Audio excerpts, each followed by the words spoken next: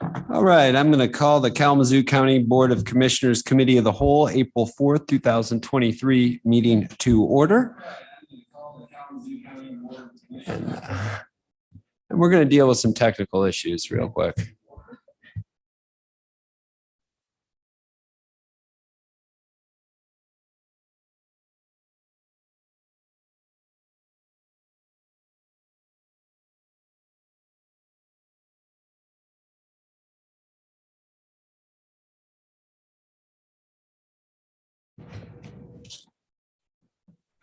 Are we ready to proceed? All right, first on the agenda, roll call. Clerk Cox, will you take roll, please? Commissioner DeLue. Here. Commissioner Gisler. Here. Vice Chair Pro-Tem Hepler. Here. Commissioner Mazer. Here. Commissioner Morales. Absent. Vice Chair Ray. Commissioner Stretz. Here. Chair Taylor. Here. Commissioner Wheeler. 7 present. And Commissioner Wheeler did contact me about an hour and a half ago. She said she had the flu and didn't want to get anybody else sick. So next up, we have public comment. This is an opportunity for members of the public to address the board. Please give us your name, address, and keep in mind you have 3 minutes. Thank you. All right, can you hear me? All right, Michael Fry, 13463 South 44th Street, Fulton, Michigan, 49052. Good afternoon. My name is Mike Fry. I'm the chairman of the Kalamazoo County Veterans Affairs Committee. I've had the privilege to speak with all of you over the last couple of months concerning the current state of affairs of our Veteran Service Office. Our VSO has seen unprecedented growth in the last year and a half to the point where our current funding and staffing levels have proven to be insufficient. Last year, we exhausted our funding for soldiers and sailors relief benefits in the first 5 months of the calendar year. This year, we exhausted our funding for these benefits in the first 3 months of the calendar year. Fortunately, we received half of the ARPA funds that we requested last year, which has allowed the VSO to continue providing these direct benefits and services to our local veterans and their families. However, we are projected to exhaust those ARPA funds before the end of this year. The ARPA funds are a Band-Aid and not a solution to our problem. Our solution is to generate additional funding for our VSO program through a veteran millage similar to other counties across the state of Michigan. The veteran millage is projected to generate approximately $1 million every year for the next 10 years. This additional revenue will help us to ensure that our VSO is properly staffed and does not have to suspend benefits and services in the future. On March 14th, the Kalamazoo County Veterans Affairs Committee unanimously passed a resolution of support for the veteran millage. Tonight's agenda includes the first reading of a resolution of your very own that would solidify this body's support for our veteran millage. Furthermore, this resolution would place the veteran millage on the November 7th ballot and allow the people of Kalamazoo County to ultimately decide the fate of the veteran millage proposal. Thank you very much for your time. Up until about 5 hours ago, I plan to be present through the remainder of today's meeting, but I must return to work now to assist with an active homicide investigation. Lauren King, the director of the VSO, along with Jim Rutherford, will be in attendance today in case any of you have questions or comments concerning the veteran millage, or I can take any of your questions right now. I appreciate your time, and I'm looking forward to returning on April 18th. Thank you. Thank you.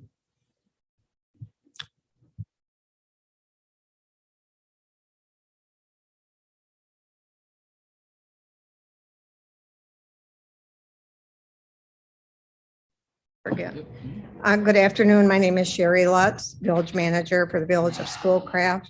This is probably the 4th or 5th time I've been here regarding disbursement of your ARPA funds. We are still requesting consideration for that $1.3 million for state mandated water fund lead and copper replacement. I've had some communication with your administrator about that. We're not feeling overly hopeful or optimistic that you've given that your sincere consideration. One of the things we did recently was to take a look at this document that was prepared, I'm guessing in-house by someone And we noticed some discrepancies in there. One of them, I'm going to go to page 4, that says each applicant can apply for only one single expenditure. So applicants are required to submit one application per category. It was not likely that one organization would receive more than one grant. We know that's not true because several organizations received 2 or 3 grants. So that is of concern to us. In terms, I don't want to go down that road. On page 9, there was discussion about applications would proceed through the scoring process. It's my understanding there wasn't any scoring process, although one was available called Amplifund. The commissioners chose not to use that. So there was really no way to score the applications other than, I guess, who you know or who you like, which is not equitable, which was another comment that was in your policy.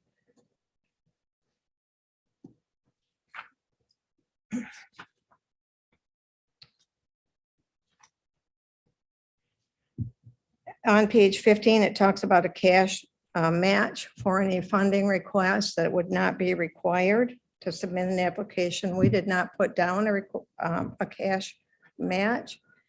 Many organizations did and many did not. Our representative at that time, John Gisler, at a committee meeting stated that he would not support anybody that didn't have a cash match. And then he went ahead and supported 5 or 6 applicants for the water, sewer, broadband. So we feel that we were really wronged in that process.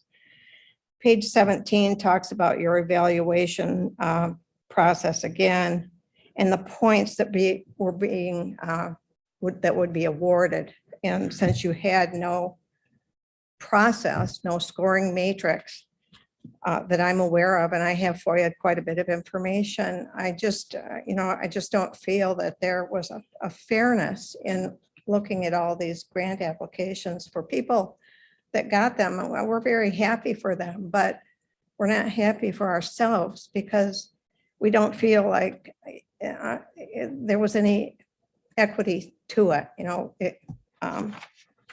It's just very disturbing. And I probably about filled up my 3 minutes, but again, we're here to request your serious consideration for the remainder of the ARPA funds. Thank you.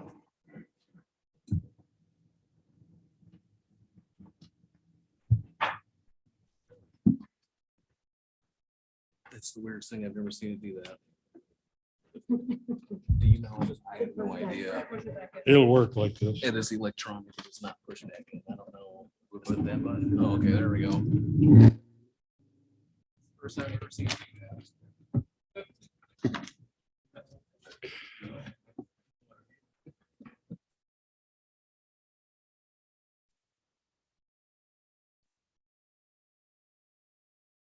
Oh, There you go.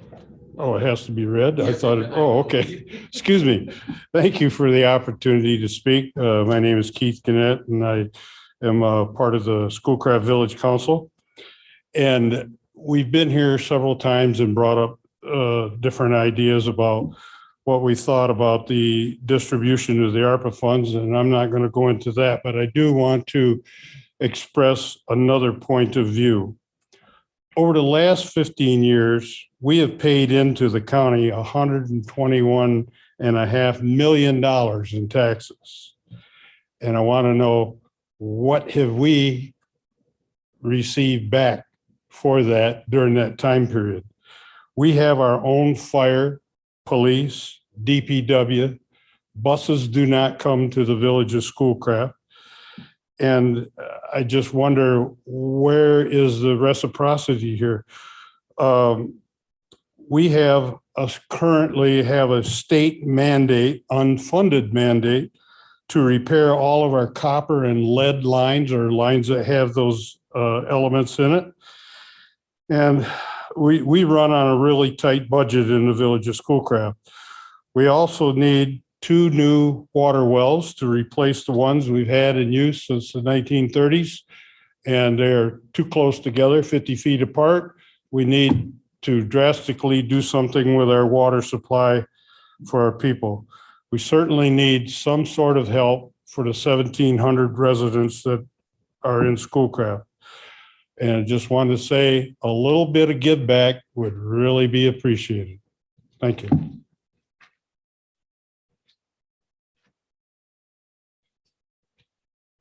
Do I have to push the button? Nope, it's already. Okay.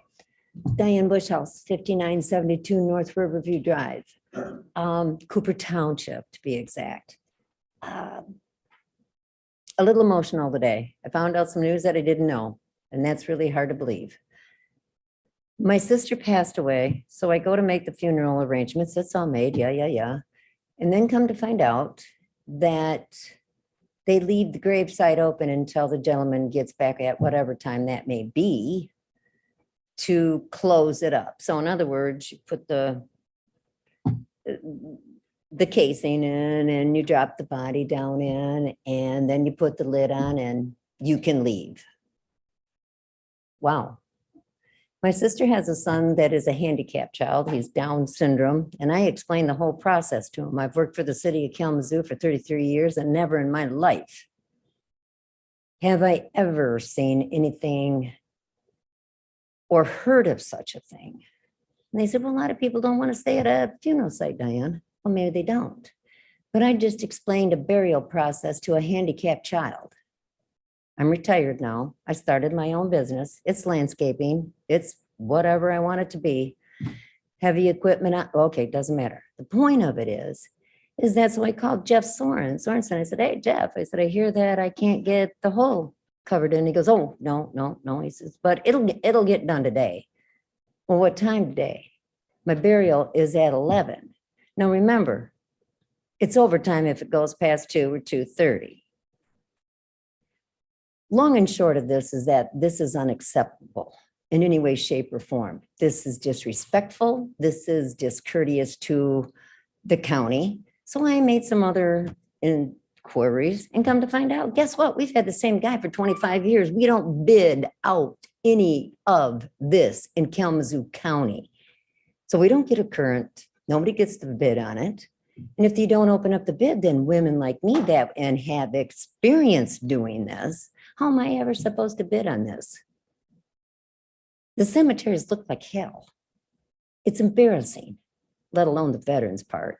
But the point of it is that in Cooper, so I said, that's okay, Jeff. I totally understand. Okay, but he's just over there on Douglas. He goes, no, Diane, he buries for all of Kalamazoo County. I said, you mean to tell me that this same guy, and it'll cost me $375 to have him pull off the site that he's on to come over and put dirt over the top of my sister? I'm asking this body to please consider opening up bids in the Kalamazoo County so that it is equal for everybody to bid on these services. We pay taxes. I'd ask you to do that, please. Thank you. Thank you. Are there any other citizens wishing to address the board?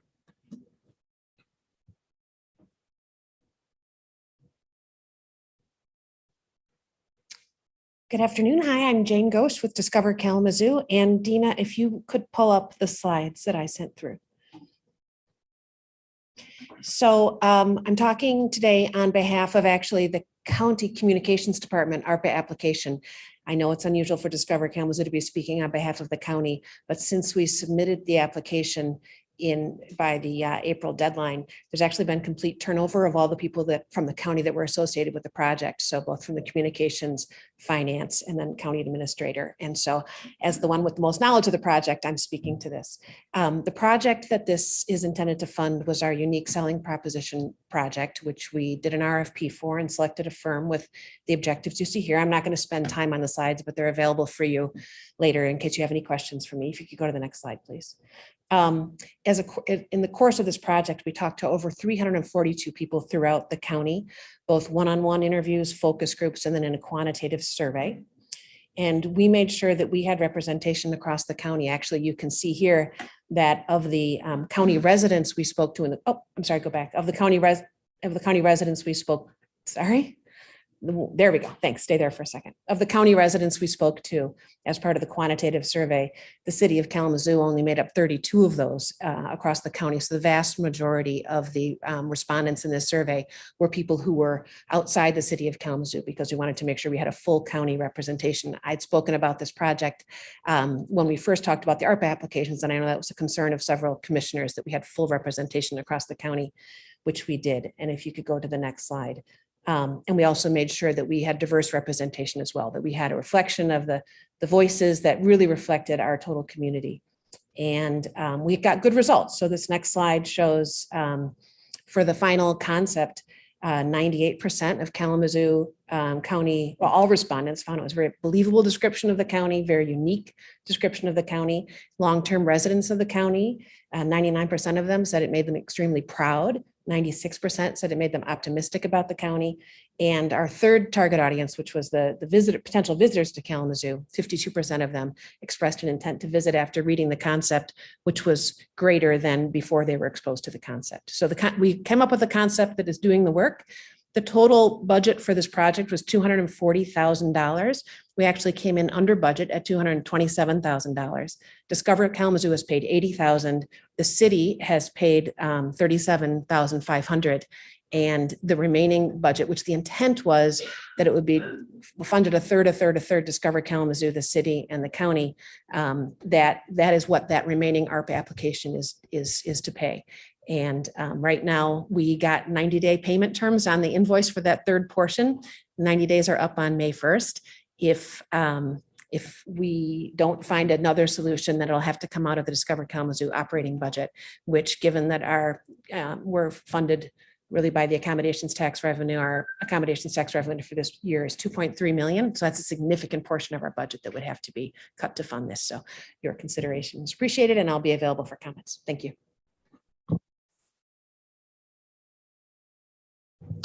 Thank you. Are there any other citizens wishing to address the board? Kevin, can you advise if there's anybody on Zoom or pre-recorded line? Thank you, Chair. We have no pre-recorded calls this evening. Dina, may you please advise on any hands that may be raised? There are no hands raised at this time. All right, that moves us on to the interview for the Kalamazoo County Transportation Authority. I believe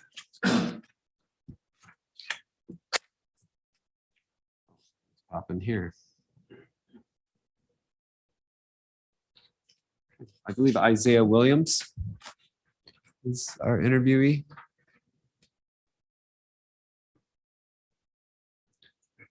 Has Dina spoken with him recently?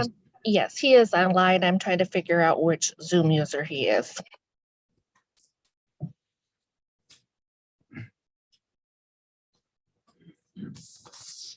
Questions? Questions? Yep. Gotcha. Up here.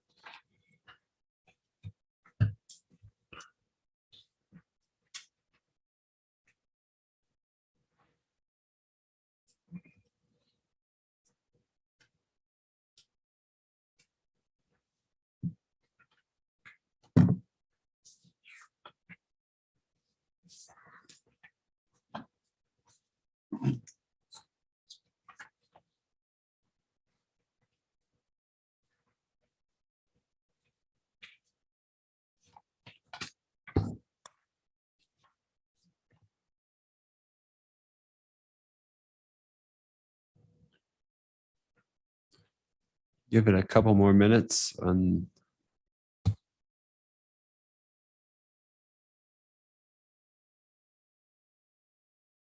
Go ahead, Commissioner Strebbs. I don't know if they could request the candidate maybe raise their hand in Zoom if they haven't done so, or I don't know how administration is probably asking that, but maybe they would.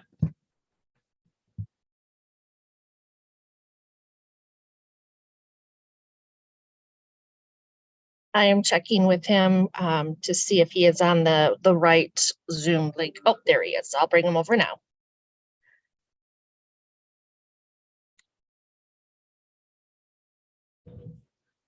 Commissioner Strebs, I'll start with you with the first question, if that's okay.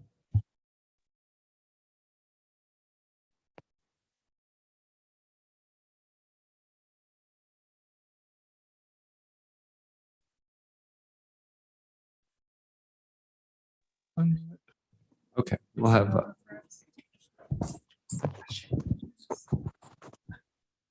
Okay, we'll have Commissioner Morales, if you want to go ahead and ask the first question. Hello there and welcome. Commissioner Montice Morales representing District 3.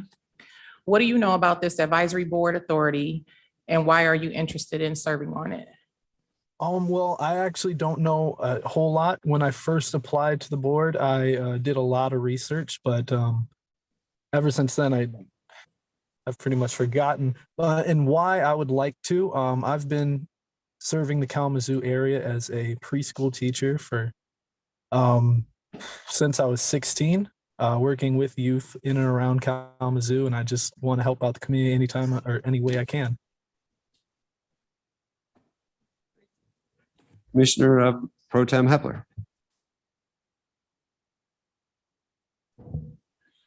Good afternoon. My name is Jeff Hepler. I'm the District 7 Commissioner. My question today is, what experience do you have that is related to the work of the Advisory Board Authority?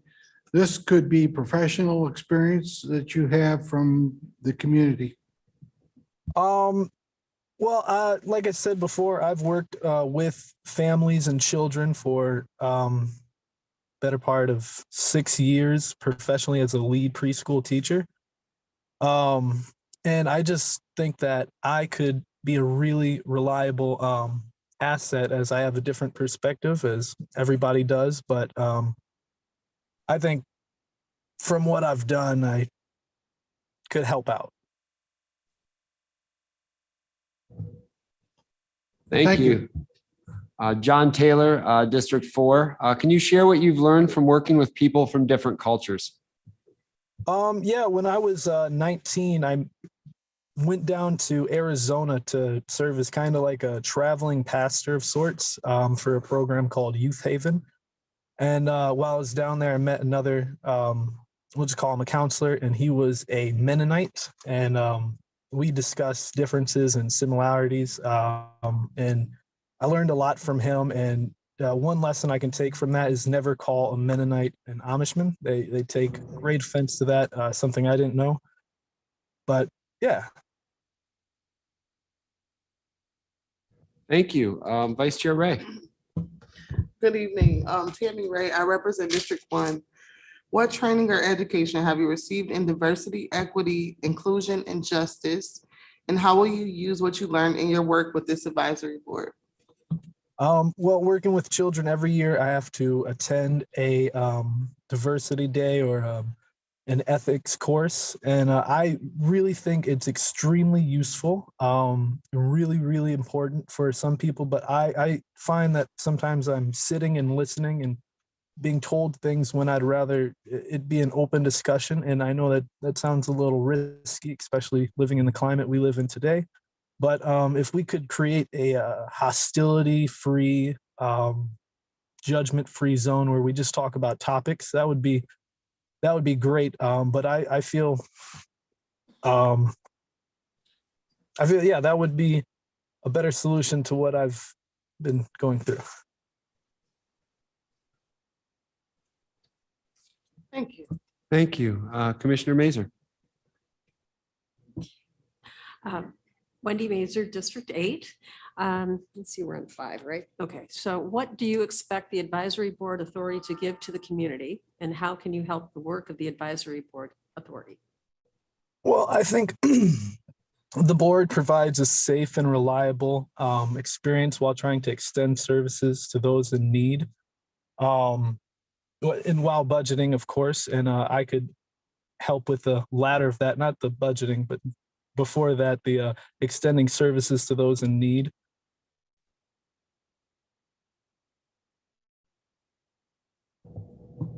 Thank you. Commissioner Gissler. Thank you, Chair. I'm John Gisler. I represent sort of the south, most of the south anyway, and a lot of the east side of the county. It doesn't categorize as neatly as it used to. Anyway, the question I have for you is, what are 3 things that a member of the advisory board should consider? Impact on the community and cost and accessibility. Thanks. Commissioner DeLu. Hello, Mr. Williams, Dale DeLu. What must this advisory board do or practice to be successful? I would ask the public for their input while considering the needs of and availability of services. Thank you. Commissioner Strebs.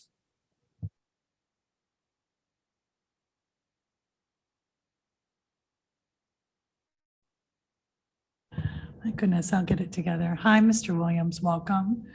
Thank you for taking the time to apply. Commissioner Strebs, I represent District Number 2. I'm sorry you kind of can't see us while we're talking to you, but can you tell me, how do you handle and resolve conflicts? I'm more of a person who likes to talk things out, get both sides of a story, and try and meet in the middle. There's no reason why people need to be walking on eggshells. That's how a mess gets made. Thank you. Commissioner Morales. Hello again, Morales from District 3. What is the greatest strength that you will bring to the advisory board and authority? Consistency and patience. In my career, you have to have a lot of those. Thank you. Commissioner Hepler. Thank you, Chair.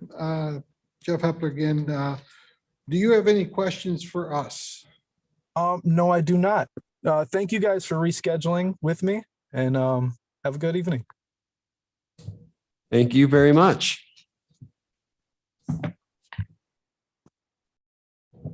Commissioner Strebs. Thank you, Chair. I just want to orient the board. So we had done some prior interviews. I wanted to make sure that Mr. Williams had the opportunity. So we have 2 vacancies available on this board, and we previously had interviewed Diane Anderson and Gary Sigmund as well. But Diane, after her interview, reached out and expressed that she's not interested. At this time, she had other commitments that she wanted to focus on. So, and one other thing I wanted to ask or have some dialogue about. So I'm serving as the liaison for the KCTA. When I went and attended the meeting, our appointed community members serve as the voting members of the body. And on the CCTA, there's a number of other government officials that are seated on the body to help vote. We have the city of Kalamazoo, Oshtemo, city of Portage. So I'm also wondering why we don't send one of our board members to sit. Maybe we're not allowed to, but I also thought maybe we should have some discussion around that. That's certainly an appropriate discussion to have, and not only just KCTA, but there are other authorities and boards that we have that we send members that are liaison in nature, where we, as we also appoint people from the general public that serve as voting members. I am not sure the bylaws of this committee. I know a lot of things, but that off the top of my head, I do not know. I guess that would probably need to go to corporate counsel, who's probably got a pile of stuff to work on that's taller than she is. But I think that putting that in front of her and asking her those questions is probably appropriate to get back on the board. That's a shame about Diane, because I will say that I've served in this board for a long time, and that was one of the better interviews we'd ever witnessed. So I wish her the best in her endeavors. I think she'll make a great fit wherever she goes. But you know, what is the purview of this board? We have 2 positions, I believe, open. Gary Sigmund interviewed with us 2 weeks ago, and Isaiah just interviewed. Now, I will say that the KCTA and the CCT, how these boards operate is extremely important in the infrastructure of the county. It took several years of lobbying with the state legislature to create a two-tiered sort of millage structure where we could have those two boards that do everything from line haul service to, point-to-point service, demand ride. So the fact that that's kind of under one roof, so to speak, is really a testament. I mean, it's unique in Kalamazoo County, and I think it really enables us to operate more effectively. So these are important positions and these are important appointments. That being said, it's the purview of this board, what they want to do. And I'm open to suggestions, and I'm hoping somebody speaks up and has opinion. Otherwise, it'll be Commissioner Strips and I talking most of the meeting. Commissioner Hepler. Thank you, Chair. I think we had two great candidates. We got several candidates, and our appointments committee has been working hard to get folks as well as our administration trying to get folks to apply. But I think it would be good to hear from administration as to why we don't maybe have a representative from this board on that committee. Maybe before we fill those positions, we ask that question and give them a day or two or an hour and a half or something like that to figure it out, and let us know if that is possible. Okay, anyway, I'm being a little facetious, as I sometimes do.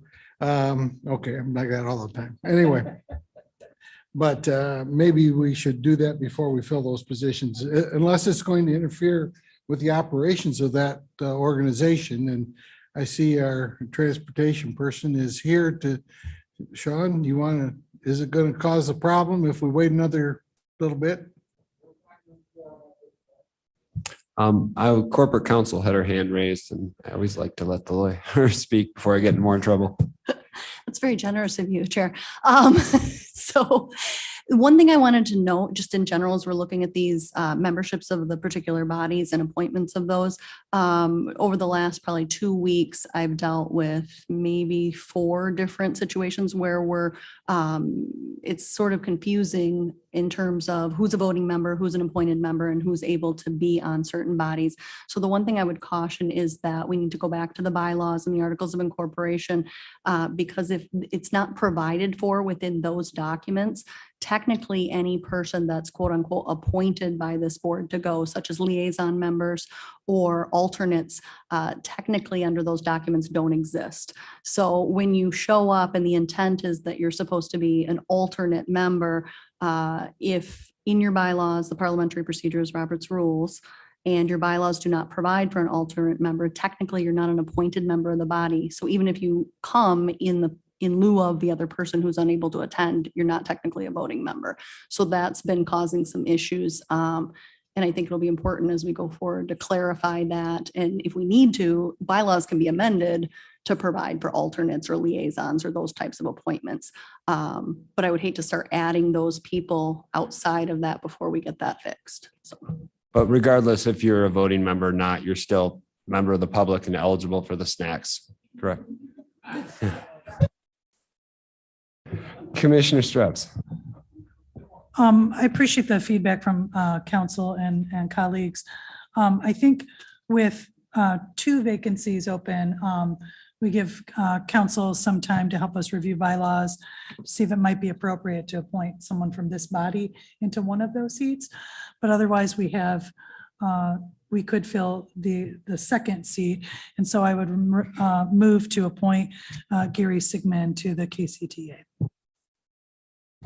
Well, there is a motion on the floor to appoint one of those seats, seconded by Commissioner DeLu. Administrator Catlin. Thank you, Chair. I just want to make sure that the motion includes which term. So there's a term that's from 22 to 24, and there's a term that's available from 23 to 25. So the motion just needs to be clear on that. I believe you said the second one to 22 to 24, correct? 22 to 24 is the motion. Yes, Chair. Thank you. Yeah. So the motion on the floor, I'll restate it, is to appoint Gary Sigmund for the 22 to 24 vacancy. I will speak first on that motion. I think that makes sense. I think that having the opportunity for at least one commissioner to have a voting representation on this board, and then we can look at other boards where this is also the case and try to, this is the first step. So hopefully we can get commissioner representation and one more person from the public. So any other discussion? Commissioner Ray. Just wondering what the term limit for the other seat is. Oh, okay. Should we do those in reverse though?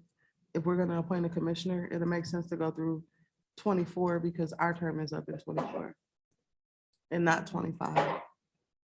So we don't have any lapse in somebody in the seat. When is it up in 25? What date in 25? Yeah, Chair, it's 12/31. So it's, yeah, maybe it would, well, there's already a motion on the floor and we have to deal with the motion on the floor. So Can we amend it? you can amend the motion, correct? Do you need to amend it, the motion maker? I'm looking for somebody to amend the motion and I will. Okay, I've amended. I move to amend the original motion that Gary Sigmund be appointed to the term from 2023 to 2025 for the KCTA. Is there support? There's support from Commissioner DeLu. Okay, we are now voting on the amendment to the motion. Any discussion on the amendment? Clerk, will you take roll on the amendment of the motion? Commissioner DeLu, Yes. Commissioner Gisler, No. Vice Chair Hepler. Commissioner Mazer, Yes. Commissioner Morales, Yes. Vice Chair Ray, Commissioner Strebs, Yes. Chair Taylor. Yes. Okay, that takes us to our original motion or an altered motion, which is to appoint Gary Sigmund from the term 2023 to 2025. Any discussion on that motion? Vice Chair Ray. Thank you, Chair. I just feel like we didn't have any discussion on the candidates and just wondering like, what was your reasoning for wanting to appoint this candidate as opposed to the other? I feel like the interviews one may have been a little longer, but the content was kind of the same. So is there, a reason why we chose this candidate over the other? I can speak to my vote. I think Gary did a decent job in his interview. I think that Diane, she was my first choice by far. But then I think the last interview, he seemed like a very nice person. I was hoping he wasn't going to get in a car accident when he was talking to us. But I think that that there was one quality application out of those three out of the two that remained. Commissioner Strebs. Thank you. I'll just share the sentiments as well. I really appreciate Mr. Williams coming forward and applying. For me, just at the beginning, talking about what does the KCTA do, and not being able to really address that fully. It's a very active body with a lot of elected officials on it. It's doing really important infrastructure work. And I think I just heard more knowledge about what would be occurring from Mr. Sigmund, but not to the depth certainly as Diane. But I really hope that Mr. Williams will continue to find a place that he can fit and help serve. I welcome him to do that. Any other commissioner comments? Okay, that takes us to our original motion is to appoint Gary Sigmund from 2023 to 2025 on the KCTA. Clerk Cox, will you take roll, please? Commissioner Gisler, Yes. Vice Chair Hepler. Yes. Commissioner Mazer, Yes. Commissioner Morales, Yes. Vice Chair Ray, Commissioner Strebs, Yes. Chair Taylor, Yes. Commissioner DeLu, Yes. 8 yes. All right, that takes us to Review of accounts payable and payroll disbursements. Kevin. Thank you, Chair, Vice Chairs, Commissioners, audience. Tonight, an accounts payable claims list totaling $6,593,755.25 is presented for review. Of this total, the Board of Commissioners is asked to approve claims totaling $6,103,279.43. Payroll disbursements totaling $2,389,797.35 are presented for the March 31st and April 14th payrolls, and happy to take any questions. Any questions from commissioners? Commissioner DeLu.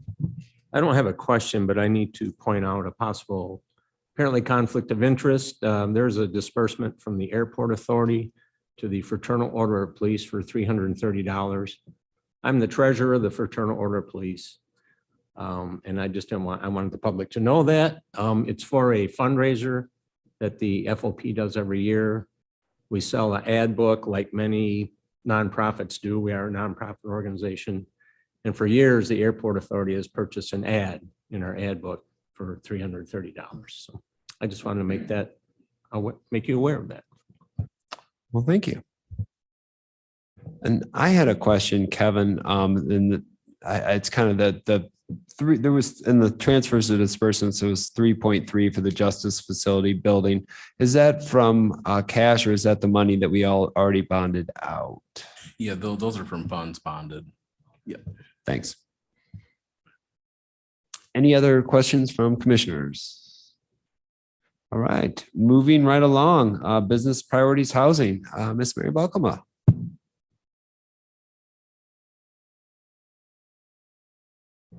Good afternoon, Chair, Vice Chairs, Board of Commissioners. My name is Mary Balkema. And I have a sheet in front of you, but the printer was not really agreeable with the font. So it is rather small. So I will send it out to you in your email so you can make it larger. But I wanted to go over it. I think Dina also will bring it up on the screen. So you can see the type of projects: multifamily, single family, rehab, and supportive services. The items in yellow you already approved last year. Then the items in green are the items that could be funded this year, and the projects will go this year. So if you take all of the projects in green and yellow that could be funded, it comes to 4.6 million. We have about $6.6 million of millage monies to spend, leaving an amount remaining of over 2 million. So what I wanted to do is have you guys score them, come back with a recommendation, and then open up the portal again to multifamily and supportive services. So we have enough in rehab, and most of those can make it to the finish line. We have single family projects that also can get started this year. Multifamily, we ran into a snag on the Cal recovery. There's a problem with the new FEMA flood maps. By the end of 2023, all of Crosstown Parkway will be in the flood zone. The new maps have not been released to the public, but Eagle has already began evaluating the flood permits using the new overlay. This changes the project, and they are not going into MISTA for tax credits in April. The applications were due Friday. They have to rework what those flood map overlay looks like. So we have a lot of money into Cal recovery, and I know it was a huge priority for this commission, but that will not happen this year. So it kind of changes what our monies and allocation looks like. So with your pleasure, I would like you to score what I have. We're still working on River Caddis and the Hawthorne Park with the Lift Foundation. The Hawthorne Park will go out for tax credits maybe in the fall as well, but even if they went in the fall, that project probably would not get our money till 2025 because we're the last money in. So we can give them a conditional approval. We'll give you money conditional upon the tax credits.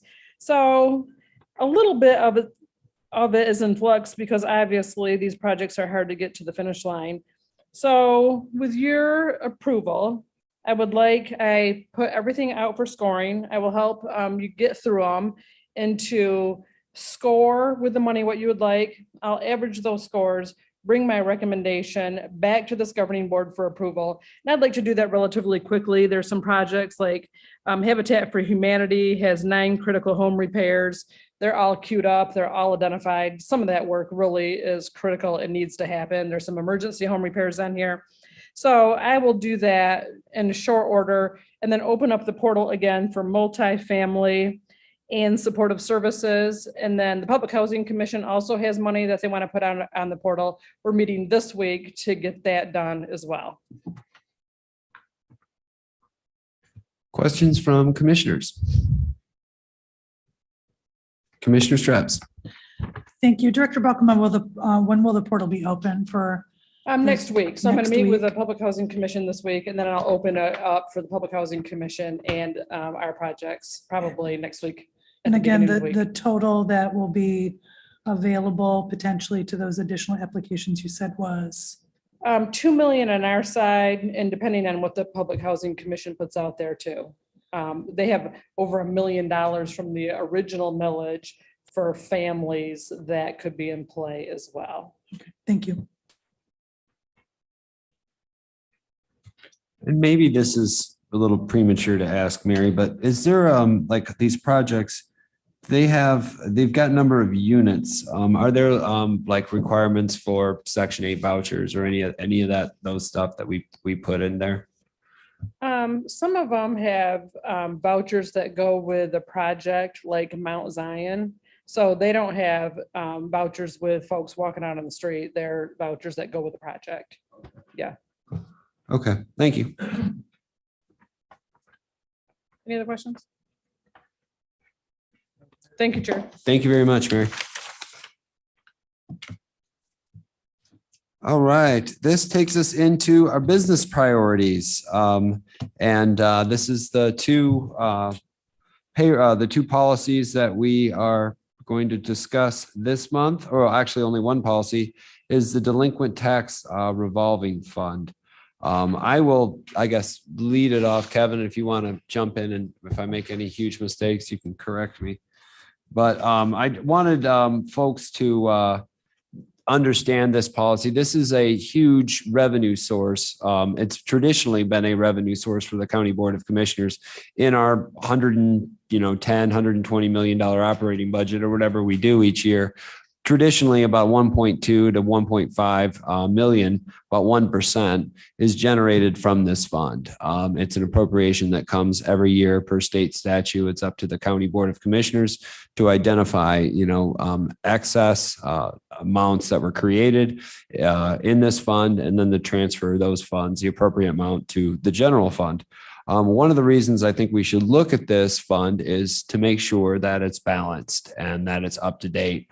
I know that a lot of local taxing jurisdictions rely heavily on this process to get their checks. I think relatively soon, I'm looking at Mary, relatively soon is when the local jurisdictions receive their, yep, she's nodding. So, but I know that this is not just important for the county, but it's important for a lot of our townships and cities and villages as well.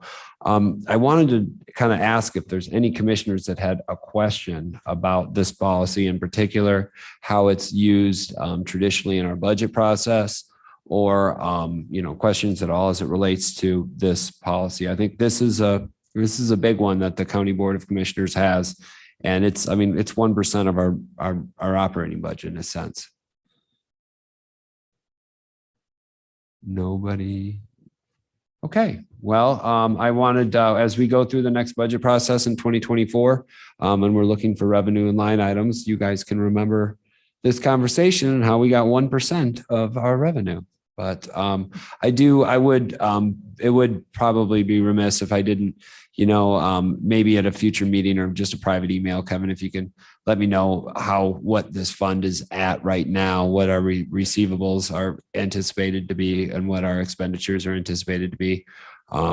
Because I know keeping that balanced is going to be paramount to our 2024 budget success. So. All right. Well, thank you very much. And we're going to move on to Commissioner Travel. Kevin, I'll let you take this one. Thank you, Chair. Vice chairs and commissioners. So this evening, what we wanted to discuss was commissioner travel as it relates to conferences, event attendance, those sorts of things. Currently, in the budget, we had made an appropriation last meeting on the 21st to move some funding so that we could have commissioners participate in the Michigan Association of Counties conference that's scheduled, their legislative conference scheduled in Lansing. And then the statewide conference, I believe, is actually scheduled in Kalamazoo at the Radisson later this year. However, I know administration has received a request for commissioner travel for national conferences such as NACO or other national organizations to become members of. Currently, what we don't want to do is approve those on a case-by-case basis for administration because it's really a board of commissioners budget. So we don't sort of want to be put in the middle.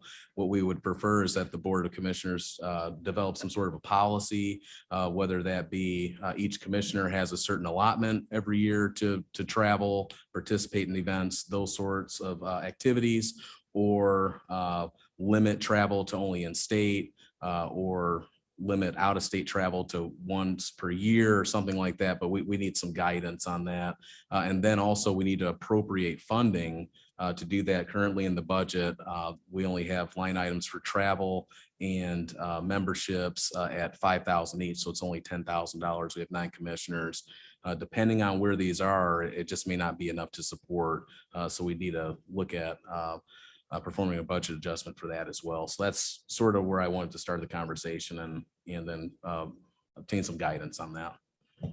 And I'm in agreement with administration that we need a policy per se that we can move forward. But I will say that budgeting $5,000 and this was for the 2023 budget. We budgeted $5,000 for membership, previous board, $5,000 for membership and $5,000 for travel, which is extremely low when you're talking about $120 million operation, which is the county, a third of $1 billion if you count all the different appointments that we make. So I would like to see that number increased drastically. I think 5,000 is abysmally low, but I do think there needs to be a policy, whether it's 3,000 or 4,000 or whatever it is per commissioner, with the ability of commissioners, if somebody's not using it, to ask another commissioner if they can go into their use part of their travel fund. I'm not sure. I'm just, coming up with ideas here, but we do have $150,000 in our strategic reserve fund. I would like to look and use a good, decent portion of that strategic reserve fund at a later date, not all of it, maybe about 60 or 70% of it, to look at sometime in the future when we're talking about next year's budget session and how we can get a lobbyist to get return on investment from state and federal dollars. But that's going to leave, we're talking about here is transferring about $15,000 to $25,000 from that strategic reserve fund, which would still allow us to get a lobbyist, but something for the next budget cycle. But I think to have more money for commissioners to better themselves, I think is a necessity. But how we do that needs to be a discussion of this board. So I'm willing to, Commissioner Morales. Thank you, Chair. Along with that, is there a way to put in a policy that when we're traveling, that we have our own pro cards so that we don't have to wait to get reimbursed? Are you asking for like a county credit card? I am. I would have to check with finance, but I don't think that is possible because not even I have a credit card. So we only give those out to, I guess, I understand your question, but we only give those out to certain individuals in the county to. Oh, I'm sorry. Yeah. So what's a certain individual? So we only, well, really, I think what it boils down to is that we only give those out to the office managers in each department for the primary reasons so that the costs are controlled and that really, so these credit cards have to be reconciled on a monthly basis. Commissioners, quite honestly, are not full-time. They have to be reconciled on time so that they hit the bank statements. They require a lot of documentation, a lot of training in Munis. I'm just not sure that, to be honest, that providing credit cards to elected officials and commissioners is. Well, some type of feasible. system needs to change because when we're traveling, that could rack up with food and things like that. And I have it at, my other place of employment as well. So that turnaround time, you don't know what people's budgets are like. And for the record, we are full-time. Don't trip on the 20 hours. I'm just playing. Trip on the 20 hours, but we do need more to travel and more options to travel. And if we can speed up the reimbursement system, then I would appreciate, even if a credit card isn't what we do here, we need something in place. So we do have an option and we have done this before. It's, I don't want to say it's common practice, but we provide some latitude. We do provide advances in certain cases for travel for employees. So for instance, I know we just recently done this. I think it was approved on within the 21st, the March 21st claim. So we approved advance per diems for employees that were traveling to Washington, DC in the Health and Community Services Department. So that could be an option to explore perhaps for the commissioners. So that way we give an advance for the per diem, and then what's not used would be then obviously returned back to the county. And those will be accompanied, you want receipts with that, correct? Absolutely, yeah. All right, thank you.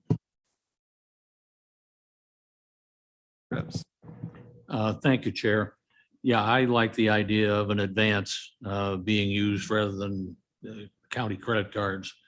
And I would also like to indicate that I did keep track the last few cycles as a county commissioner when we had, I don't know, $20,000, or it was an abysmal number when you're figuring you got, well, now 9, but we did have 11 county commissioners at that point. And it turned out one of the cycles, single commissioner spent 48% of the allowance that the aggregate of us had. And it was over 40% the next year, same person. And the person that was number 2 in spending was the same person each of those cycles, spent 16%. Well, if you got 16 and 48 or so, that's regardless of how big the amount is, that's not leaving a lot for other people to go to Battle Creek for a meeting. So I would like to see us keep far better, closer tabs on who's going where and spending money on what, because I think it was abused by some past commissioners. Thank you. Okay, Vice Chair Ray, oh no, I said Commissioner Strabbs, then Vice Chair Ray. Thank you. I'm in agreement, this board to do the professional work that the community needs from us. We need skill set to do that, and that takes ongoing training and education. I think I would like to see the ability to still continue to interact with national conferences. State conferences are great, but there's an opportunity to really see a variety of solution approaches when you can get to national conferences, but they're much more expensive for us to travel far. So there should be equity in how we use those resources. And I absolutely support all the commissioners getting opportunity to get training and skills. Maybe it would be helpful, the training and travel budget was suspended for commissioners in response to the beginning of the pandemic.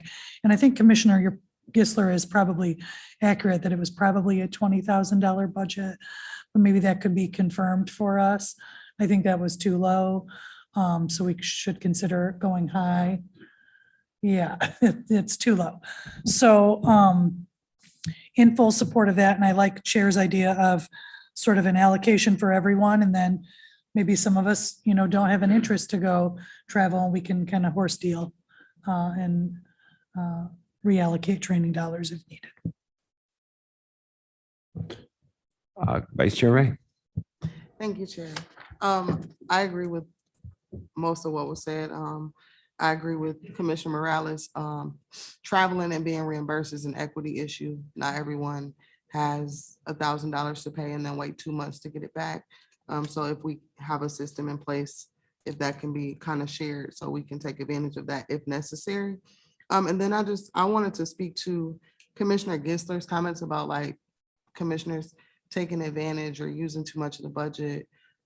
If people don't want to go, they don't want to go, right? Like, so Jen and I went to the national conference. It was a great conference. Now it's like, there's one in Lansing. We all should go because it's in Lansing, but I kind of don't really have interest in it. I have more interest in the national conferences. There's more people, there's more opportunities to learn and see what other folks are doing. We kind of already have access to the folks in the state to see what they're doing. So I like the idea of just creating a budget for each commissioner. That way we're not budget watching or pocket watching to see how many conferences Commissioner Gisler goes on compared to Commissioner Streb. So yeah, those are my comments. Well, how about this? We've got 150,000, correct? And we did take some small amount out of the strategic reserve fund this year. Am I correct in that, Kevin? Our strategic reserve fund within the county, there was a small, Yes, so Chair, so I just looked that up. So the Strategic Issues Fund, and typically how this has worked in the past, so it's kind of split out, divided into three sections. So there's $10,000 for professional development. And that fund has been traditionally used for county departments, whether they're elected or courts or administrative departments that have exhausted their training and travel budgets. They can request from the Board of Commissioners additional funding from the 10,000 fund that's there. There's a management development budget in the amount of $40,000, and that's been traditionally used by the HR department to conduct various supervisory and department head leadership trainings. So that's what that's been traditionally used for. And then there's this strategic planning fund within strategic issues, and that's been traditionally set at 75,000. We've already exhausted a little bit of that funding. Part of it has been used to support the board retreat. A portion of it has been used to support an item from the March 21st meeting, which was travel, that increased the travel and training for the Board of Commissioners by $10,000 and an additional $500 to support a YCMA men's breakfast table. So remaining in that strategic planning fund is $63,000 at this time. I guess I've got a question. If we've got two funds, one at $40,000 and one at $10,000, one's used primarily for HR and the other at 10,000 is used for all department staff, why is it in the county commissioner's budget? So that's not a county commissioner's budget line. This is its own fund. It is titled Strategic Issues. And so it's its own fund. This is not within the Board of Commissioners budget. Oh, okay. I thought it was under the Board of Commissioners. So it's just strategic issues okay. Well, I would certainly, knowing the uses of that fund, I would certainly be in favor of taking, what's in the travel fund now? So in your travel fund right now, it will increase by $10,000. So we did the training 5,000 and travel 5,000. So there's I'd have to look it up really quick, but we expended some of that funding, but it increased as of March 21st by 10,000. So let me take a quick peek. Well, what's this board's purview? I mean, we can say, we take $36,000 out of the strategic reserve and give every commissioner $4,000 for travel going forward or something, and you can't go over your allotment of $4,000. We could do that. Or we could start that process and continue as is, transfer another 10 or 20,000 from the strategic issues fund, and continue as is and make that policy part of the 2024 budget. Or we can direct administration and staff to come up with, a process where everybody's going to receive so much dollars for the rest of fiscal year 2023. And then we'll revisit what that number is in 2024 based on the health of our budget. I mean, what's the board's purview on this? Commissioner Gessler. Thank you, Chair. I'd like to at least have us consider the possibility of having board approval for any travel, entertainment, whatever expenses. I believe, I know it's a nasty word nowadays, but the road commission asks that of its commissioners. They need to get approval before they sign up to go spend road commission money on training and other things. So I you- don't know if that complicates things beyond where it needs to be. I think it may still, because you still could have the problem that you had alluded to earlier, where, one person would, be the continuously request, but they're the person that wants to go. So, but I think by giving each commissioner X number of dollars, and if they go over that allotment, they can either, talk to another commissioner about if they're not using their allotment, or they can, not go on the trip, or out of their own pocket. But I think having that as part of the package, or what you are expected of a commissioner and what your benefits are of a commissioner, you have this amount of money for training. I think it makes it a little bit more fair going into it, I guess. But we would need county administration to craft a policy, and we probably, before they did that, we'd need a dollar amount that this board was comfortable with. Commissioner Morales. Did you have a follow-up, Commissioner Gisler? I'm Commissioner sorry. Gisler. Yeah, it was facetious, though. I wanted to know if we're each allocated a certain amount. Would I be able to trade with Tammy for, some favors and votes and things like that? Well, that would get into our bylaws, and I just see that I didn't even have to look over to our corporate counsel. I could feel it. I could feel it. Commissioner Morales. Leading to my heavy no on getting approval, because there are some conferences that folks aren't interested in, or might not feel that are valuable to them, but are valuable to some other folks. When we talk about equity and, people of color, there are different conferences that specifically align, with that. So I would be highly opposed to being approved if I want to go to a Latino council and somebody tells me no. Fair point. Commissioner Strebs. Thank you. One other thing to address too, and if we all get a set dollar allocation, Vice Chair and I, recently traveled to the national conference, and that timeline for reimbursement was really long. Vice Chair was kind enough, because she's better with her mobile apps, organized all of our transportation, because we were not staying in the hotel where the conference occurred. And so when that occurs, if we have colleagues together, but we, funnel it all through, Tammy's Lyft app or whatever, that would then come, it looks like it's out of her budget. And so we just need to be mindful of that so that it's equitable, because that expense was really a shared expense between the two of us. Well, in that situation, if Tammy ran over 4,000, she'd probably get you to sign up for a Lyft app, pretty sure. Commissioner DeLu. Just for you more experienced council members, are there functions that you haven't been able to attend in the past because of the budget? And how much do you think would be enough to attend those? So we're just throwing out this figure of $4,000 per person. Is that sufficient? Some commissioners will go over. That's why I think it needs to be, if you did like 4,000 or 5,000 per commissioner, because you're gonna eat that up, and one trip to DC will eat majority of that up. Now, the thing that I recommend all commissioners go to is the one in Lansing. That's my favorite one. That's one where you get the most input on stuff that's happening, with new state laws and everything. But $4,000 or $5,000, if you did $5,000 per commissioner, you're looking at $45,000. We can absorb that within our strategic reserve fund. It limits our ability and what kind of lobbyists we're going to be able to get, or we got to look for different revenue sources for that. But we can certainly afford that. Now, what's going to happen with $45,000 is not all commissioners are going to eat through their $5,000.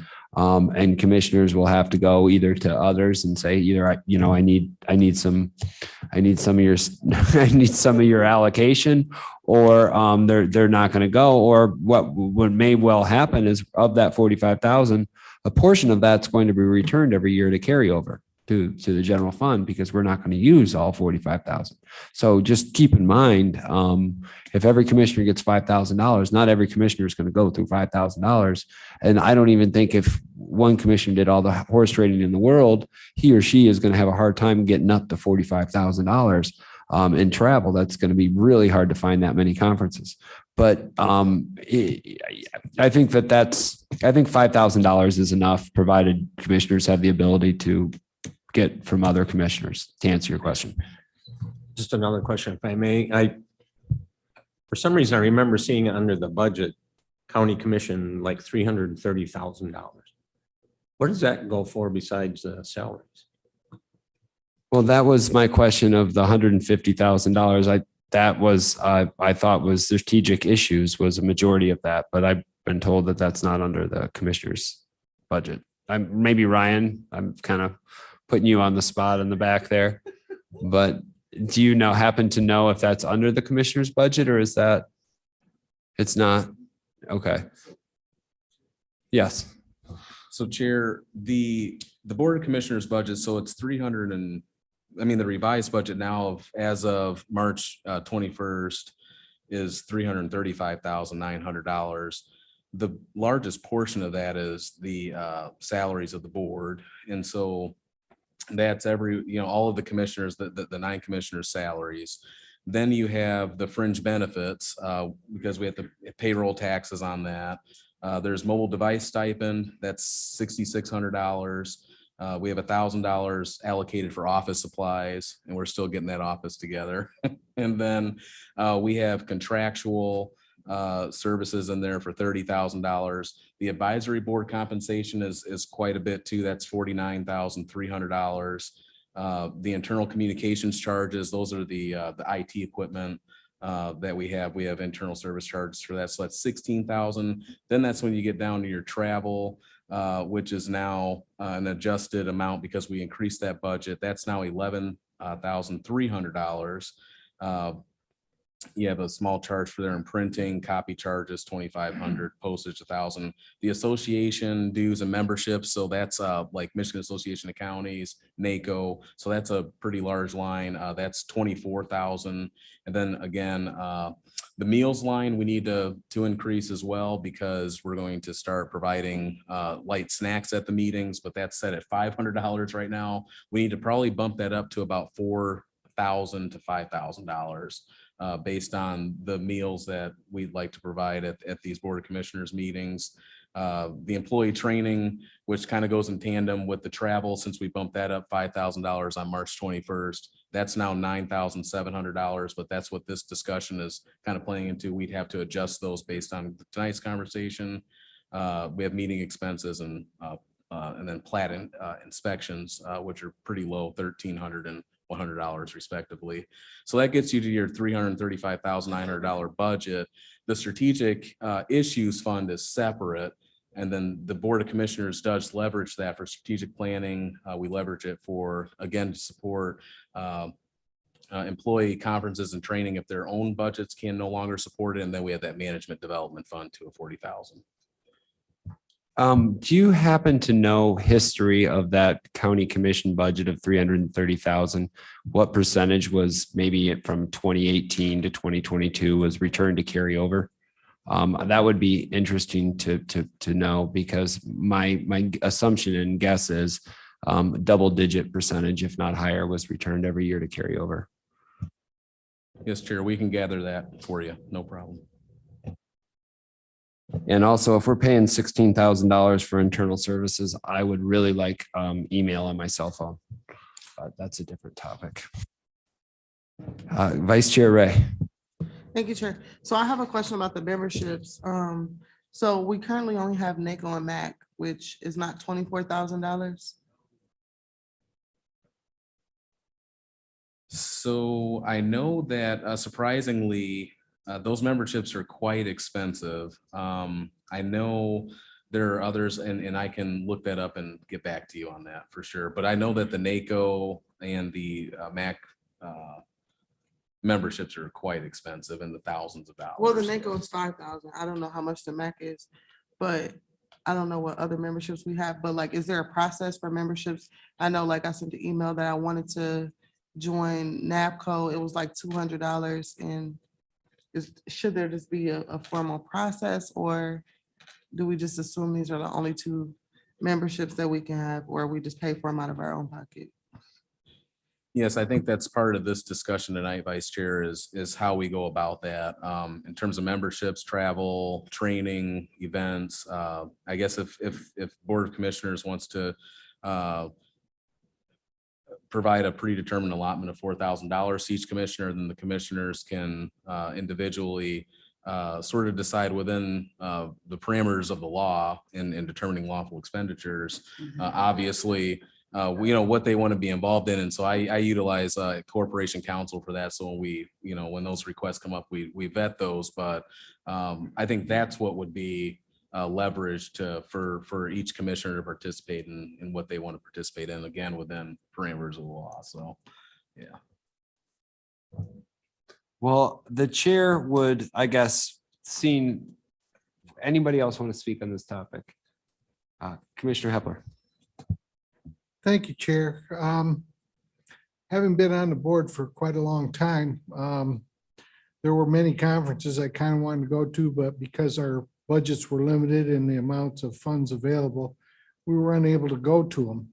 I think it's good that the commissioners, especially the newer ones, get an opportunity to go to some of these conventions. I agree with your assessment of the one in Lansing that's coming up, MAC conference. I kind of would like to go to that. Of course, my time is somewhat limited with my workload, but I would love to go to that conference, but I was concerned because of the amount of money that was available, and the other commissioners had already gone to several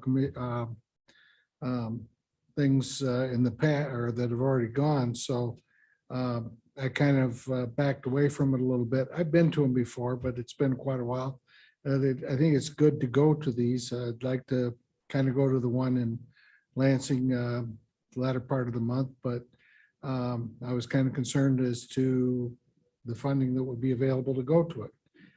If you assign a certain amount to each commissioner, I think that would be fair. It would be, as long as we all keep track, I guess it would be equitable. But if there's going to be additional funding available, then that opens up the possibility of going to some of these things and then coming back to take care of our citizens and our community. Thank you. Well, the chair will go ahead. I'm sorry, I just have a clarifying question. There was enough dollars for all of us to attend the MAC conference, correct? Yes. Okay. Well, the chair will entertain a motion to, and let me get this correct. Okay. How about this? The chair will, let's just ask the administration to come back up with a policy that we can do. I'm not going to try to, the clerk is going to kill me. I feel but no, I think that having the administration come back with some sort of policy where each commissioner would receive, say, $4,000 with the ability to ask. Okay, I'm hearing 5 from commissioners, $5,000. That would be $45,000 with the money to be taken from the Strategic Issues Fund. And then we can vote on it officially at our next meeting when administration prepares something much more precise than my on the fly motions. Who knows what it would end up. Okay, now we are in any other items. We are on a resolution authorizing millage election for the County Veterans Service Program. I believe most, if not all of you, have talked to Chair Fry from the Veteran Service office. The needs in that office are great and they're ever increasing. I've spoken to a lot of you about the need for a needs assessment in that office so that we can identify what the sort of the trajectory is getting at, where the plateau is of funding that we need for that office, and whether this is going to be enough to suffice their needs. But I think doing nothing and waiting for that is just not an option for their longevity and their standpoint. as well as from the county standpoint. We're going to be asked for supplementals continuously again and again and again for a mandated service. Most of what they do is mandated services. So I think that we need to explore alternative revenue sources for this. Now, a 0.1 millage, it is a tax, but it is about as small a tax as you can possibly imagine. It is $10 for every $200,000 of value of a house. So if you own $1 million house, you're paying $50 a year. If you own $100,000 house, you're paying, less than 50 cents a month. And I think this is something that goes for a need. Looking through the language, I did find it strange that they didn't describe that in the language. If you own a $100,000 house or $200,000 house, most millages, especially small ones, tend to put that in there as a selling point for passage. But I'd like to hear what commissioners think about this. Commissioner Hepler. Thank you, Chair. I've talked to them. I am not a big supporter of additional millages, as we all know.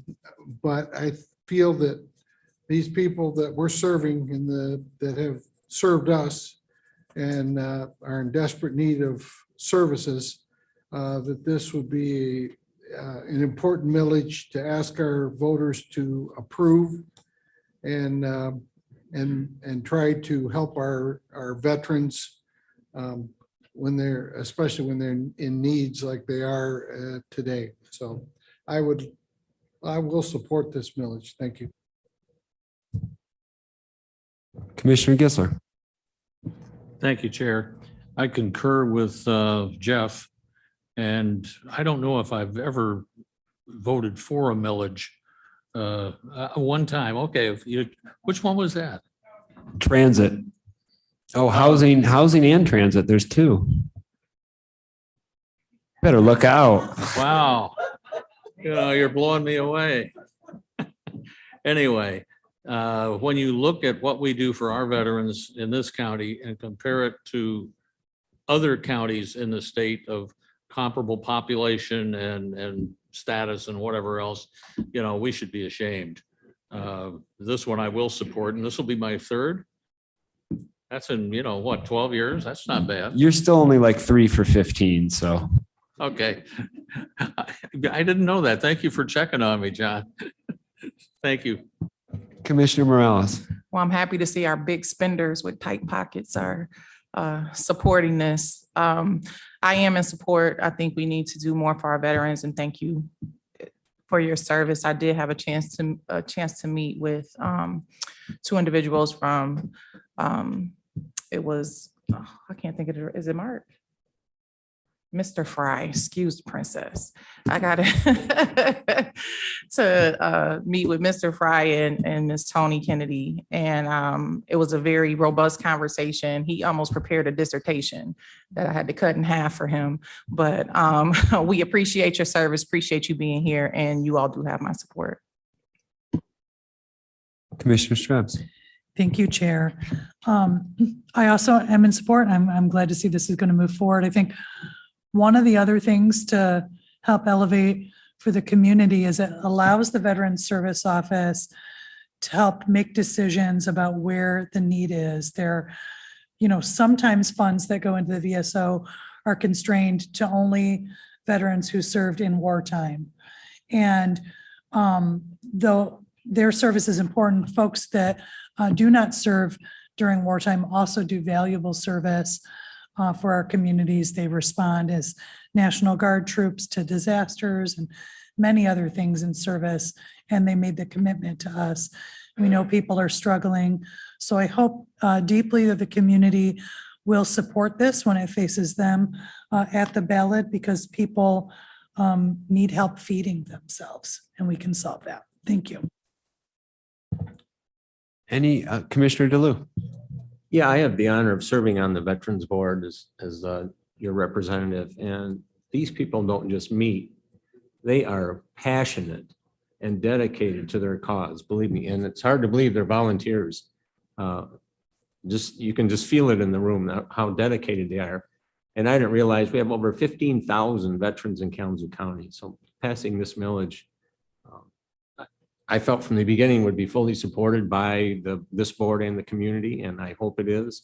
And they deserve it. Thank you. Thank you. Commissioner Mazer. Well, I too have a record for not really supporting millages in the past. I'm sure the Portage School Board would also agree with that with my time on the school board. But I do think that this is something that we need to support. So and I do support it. Well, that's great news. We have pretty much, I think we have unanimous consent on the need and the idea for this to move forward. Now, is this something that we need to read corporate counsel out each individual term? Or is this just sort of a information gathering of support from this board before we move forward? Under the amended bylaws, if you want to move it to the next meeting under the regular agenda, you just need a motion, but you don't need to read the entirety of the document. You can say as stated in the written document distributed. Okay, well, we'll read it at the next Board of Commissioners meeting. One of the things I'd like to maybe administration can check with Chair Fried is to make sure that he is okay with not having that language in there that it's only going to cost so much money for this much, because it seems like a very good selling feature you can have on the actual ballot language when they go to vote. All right, that moves us along to Gun Violence Prevention Ad Hoc Committee. Is there an update or just next meeting? Yeah, we don't have an update, but can we potentially use our 5 minutes to just schedule a meeting for next week? Let's do it. That sounded really creepy. All right, calendar is out. Thank you. All right, do those on that committee have their calendars out? I'll do my best. I can't talk to my work calendar otherwise, but I'm open to a later afternoon. If other commissioners have preference. Commissioner Hepburn, That's me. it's you too. Tell me what day and what time. You available anytime? Available when? Anytime next week? I'll make myself available. Okay, Commissioner Morales. All right, well, we'll pick a time. Wednesday, 3:30. Don't say pick a time and then. Wednesday, 12th. So, Thursday? Can we do like 4 o'clock, clerk? Because we need you too, right? All right, Thursday at 4 o'clock. Thursday at 4 o'clock, Thursday the 13th at 4 o'clock. We got a committee meeting. Yeah, no problem. Next up is ARPA funding discussion. Kevin, you want to kick us off on this one? Yes, thank you, Chair, Vice Chairs, Commissioners, and audience. So tonight, what we've prepared is the list of ARPA requests that have come in after the process, or those that have essentially had made an original application but have come in after the process from the subcommittees. What we're asking tonight is that the Board of Commissioners review these requests for consideration of all or a portion of the remaining ARPA dollars that we have. As you can see on the spreadsheet that we just provided, it was in your packet, but I needed to update it from an $88,000 request that had come in before this meeting. So the remaining balance that we have right now is it's around 1.3 million. A little bit over that, and it does not include interest income.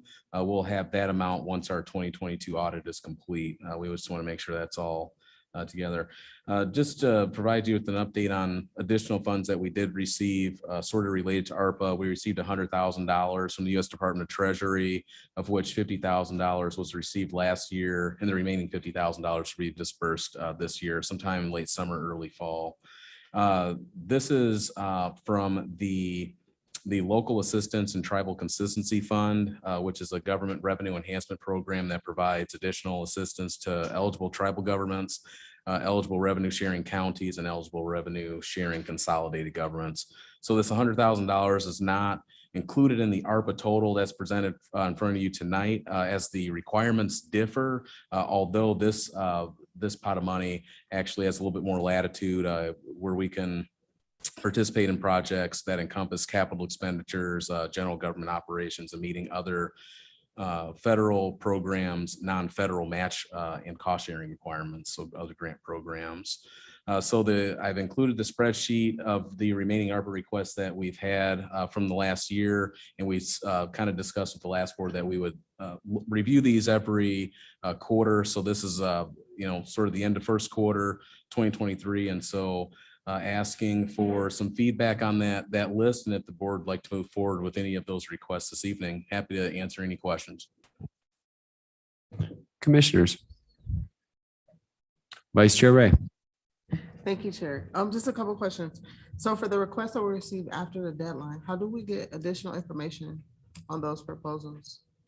They are included in that packet. So the only ones that I just passed out, the only ones that haven't submitted information were some of the internal requests, such as like the county website rebuild. There's no additional information on that other than that the county needs to rebuild our website. But all of the backup information is included in that packet I just handed out. Okay, so thank you for that. But like, for instance, a couple of them, we just received a letter like, hey, we like to do this and we want this much, but there's not like an itemized budget or that type of thing. Yep, no, thank you for the clarification, Vice Chair. So we can certainly, if there's a application in there or a request in there that you would like more information about, we can certainly go back if you'd like us to. Okay, there are a couple that I would be in support of. Also, the MSU extension move, do they already have the space secure where they're trying to move to and they just need money for moving expenses?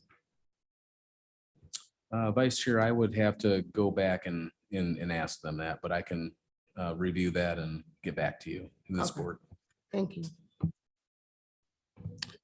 Commissioner Mazer. Okay, it seems like I read somewhere that you have a committee. Is it a board committee that makes recommendations to the full board?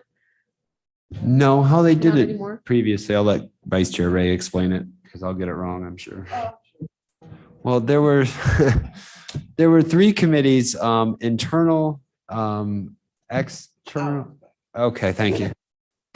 So there was probably about 6 committees. So we broke them up per category, like provisions of government services was one, water, sewer, broadband, negative impact, economic impact, blah, blah, blah. It was about 6 committees. And we reviewed those applications and we made recommendations to the full board. But those committees have been dissolved and these are the remaining requests that were not funded. Some were not funded and then some have come in after the deadline. In every committee, every commissioner sat on one of the committees, correct? Yeah. Okay, because I wanted to make sure that if you still had these moving forward, I want to be on one. Okay. You are the committee now. Yeah, the committee consists of the 9 of us now. So Commissioner Straps. So as we face through that committee process, there's a lot of, worthwhile expenditures that we could endeavor to make here. I know that we have Sheriff Fuller with us, and one of the items here before us is $1 million request for a records management system. And again, I've been continually trying to elevate funding of this project. This is very important for this board's strategic priority of community safety. And we have been working on increased collaboration and transparency with law enforcement agencies. And my understanding is that potentially, we may need to seek more than $1 million. And I don't know, Chair, if we could entertain Sheriff Fuller to help speak to that for us. I would ask him if he was willing before I put him on the hot seat. Yeah, okay. Rick, would you want to?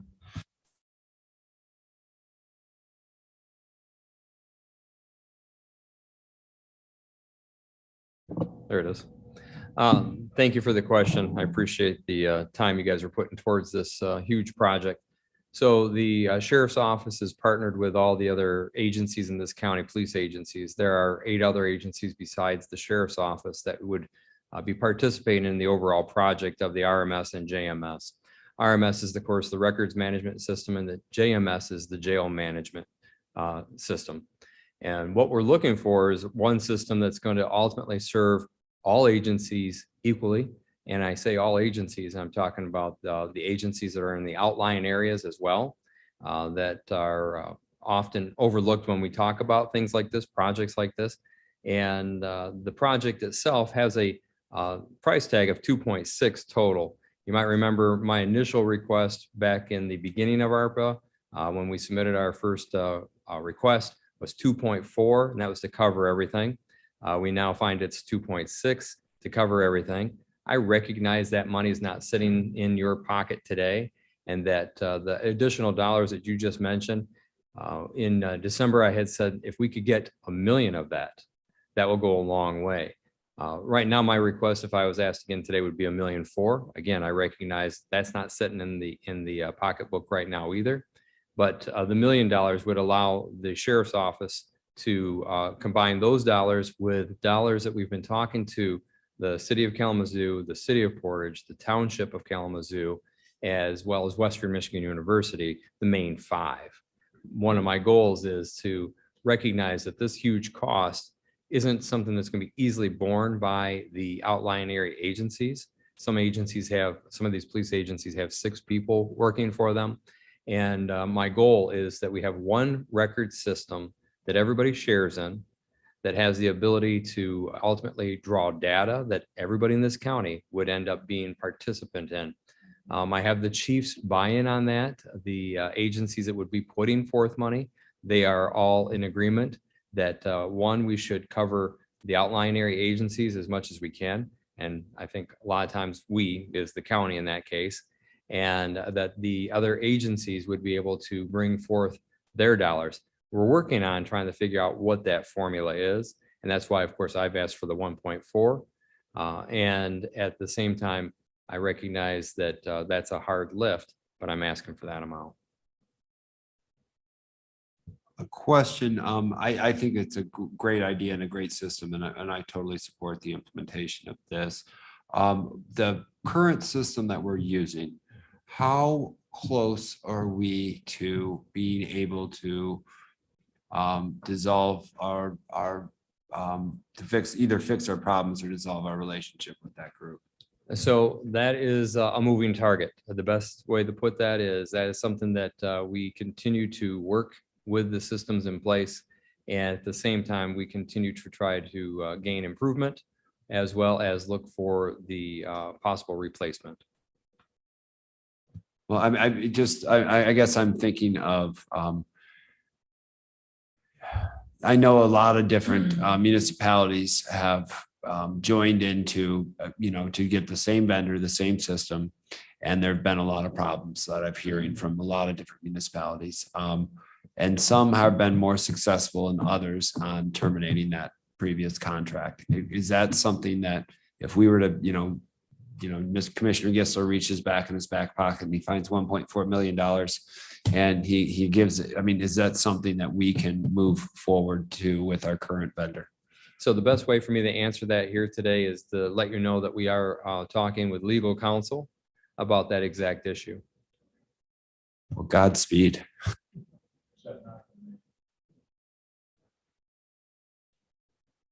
Commissioner Strebs. Thank you so much. And thank you to Sheriff for the information. To elevate again, I think it's important for streamlined data formatting, which then can help facilitate access to data across the broader community and collaboration across our law enforcement agencies. Really would like this board, as we weigh out these ARPA requests, I'd like to see us find dollars to fund 1.4 for Sheriff, if that's a combination of some allocation from ARPA and potentially some from reserves. That might give us some room to fund additional ARPA request projects, but I think it's important that we find 1.4 for Sheriff. Thank you. Thank you. Commissioner Ray. Thank you. Just a question, a clarifying question, Sheriff Fuller. You said the overall cost is $2.6 million? Yes, ma'am. Okay, so with all of those other municipalities putting in money, we're looking at over 50%? As the county, yes, the Okay. 1.4 would be over 50%. Okay, thank you. Anything else? No, thank you as always, Rick. All right, thank you.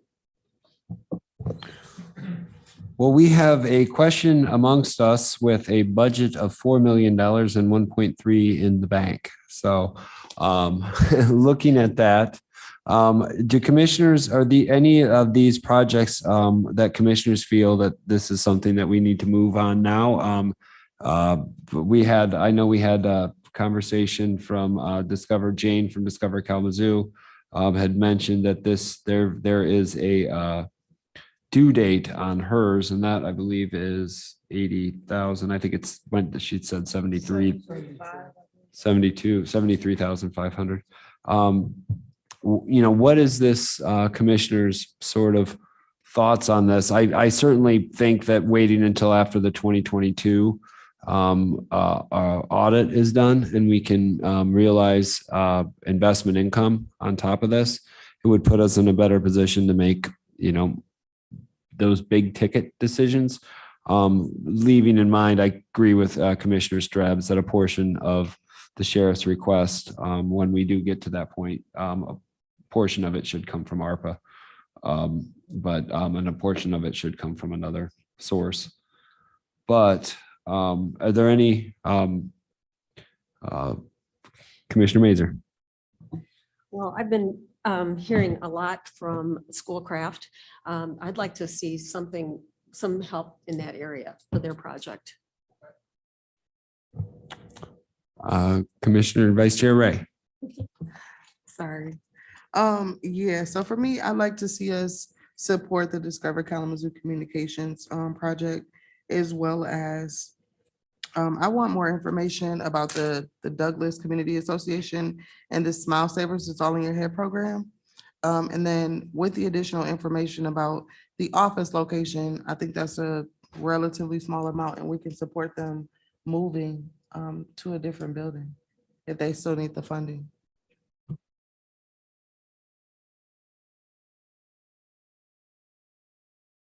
Commissioner DeLu.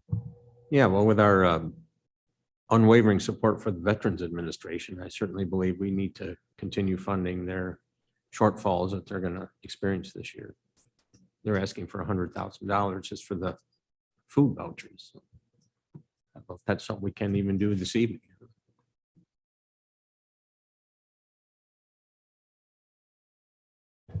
So what I've heard from commissioners, just to reiterate, I've heard support for the Schoolcraft bond initiative. I've heard support for Rick Fuller's project, support for the Discover Kalamazoo, support for the veterans, and support for the MSU office relocation.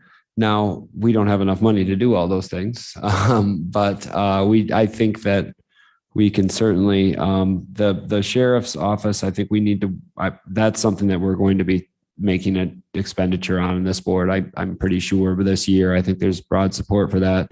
The question is, how do we get that? When do we get that? It's more of a timing issue than a whether or not we're going to do it issue.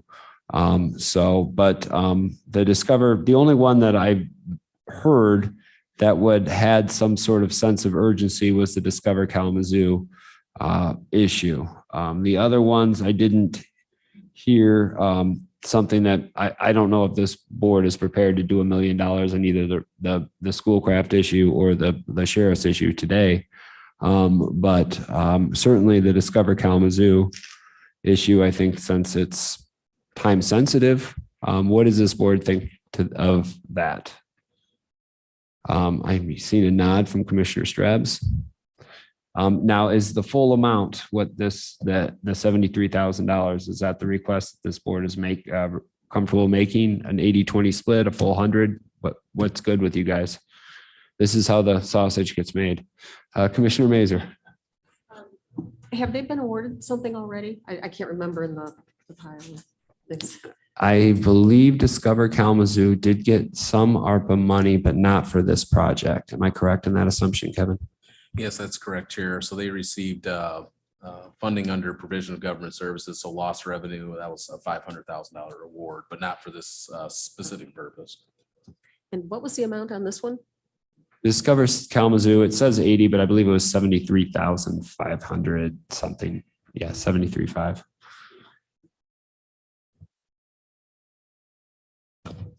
Commissioner Morales. Thank you, Chair. And if we did do 50-50, how would that impact your general fund, their general fund?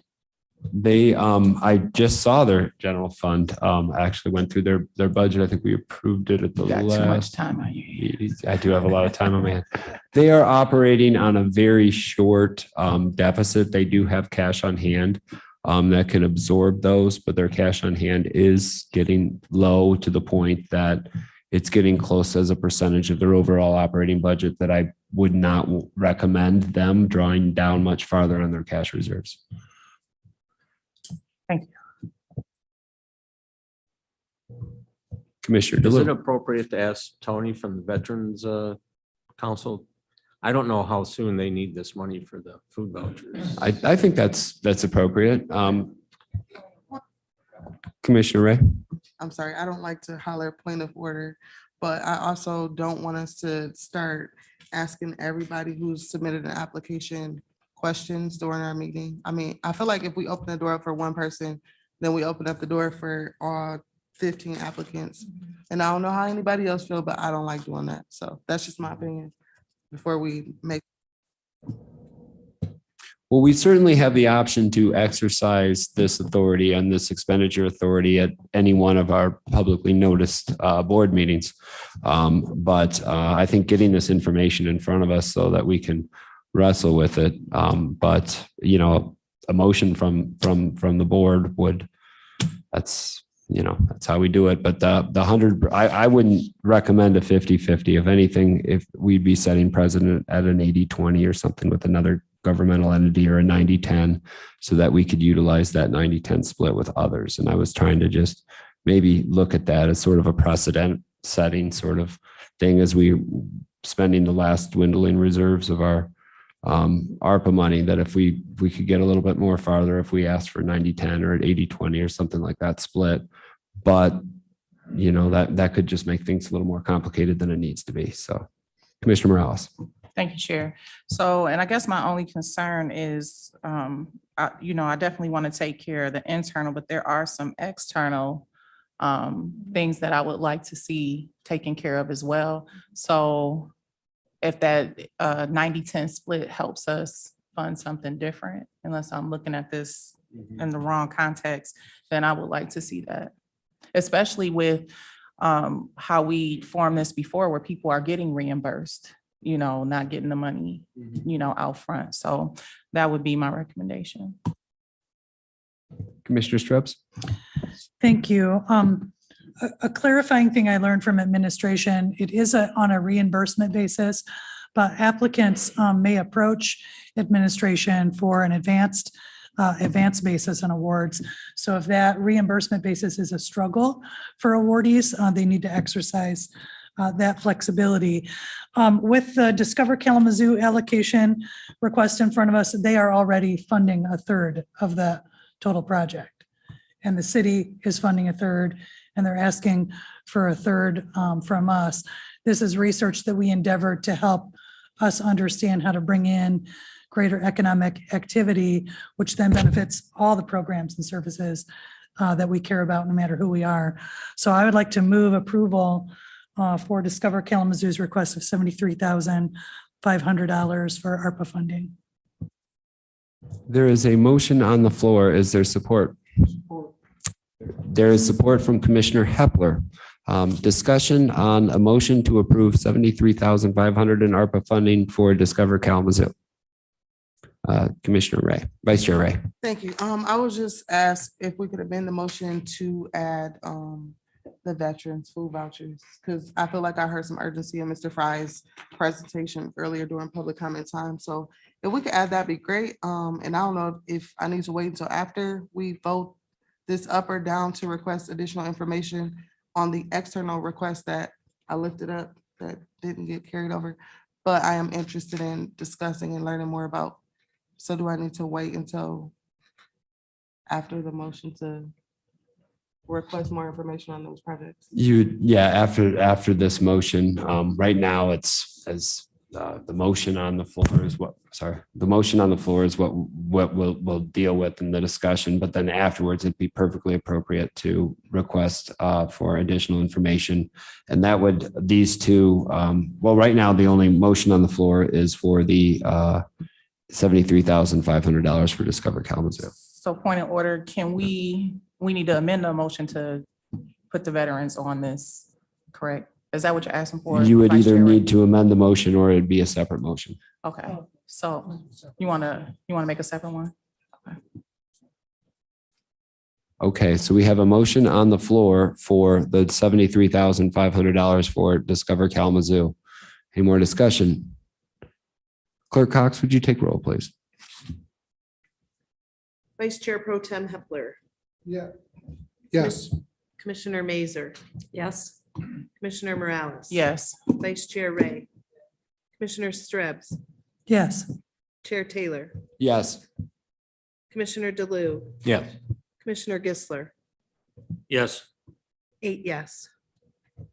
Okay, that motion passes. Is there any other motions that anybody wanted to make they were talking about earlier?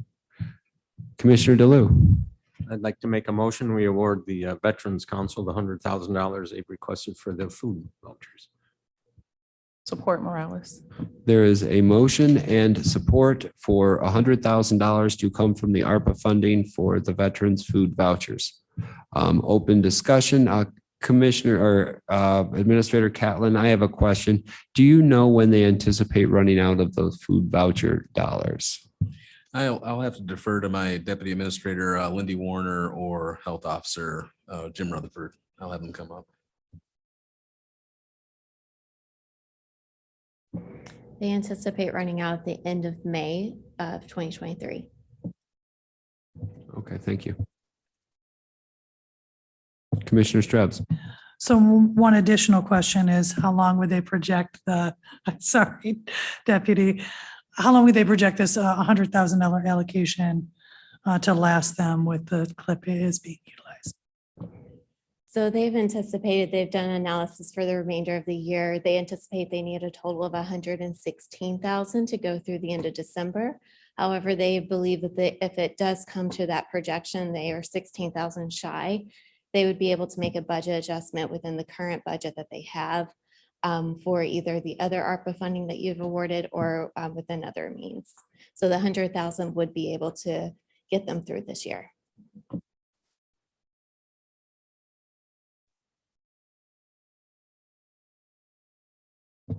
Okay, we have a motion on the floor. Any other discussion? Clerk, will you please take roll? Commissioner Mazer, Yes. Commissioner Morales. Yes. Vice Chair Ray, Commissioner Strebs, Yes. Chair Taylor, Yes. Commissioner DeLu, Yes. Commissioner Gisler, Yes. Vice Chair Pro-Tem Hepler, Yes. 8 yes. Okay, that motion passes. And then the rest of the ARPA funding, I would say to the board, I've heard support for the three things is the Schoolcraft, water issue, I had it all pulled up, but the MSU extension move and the Douglas community, we wanted to find out more information about some of these external applications. If we could forward those to commissioners so that the next time we have these ARPA discussions, we can look at those as well. Does that make sense? Well, Thank you, Kevin. I just have a quick question. It's only 1, 2, 3, 4, 5, 6 people.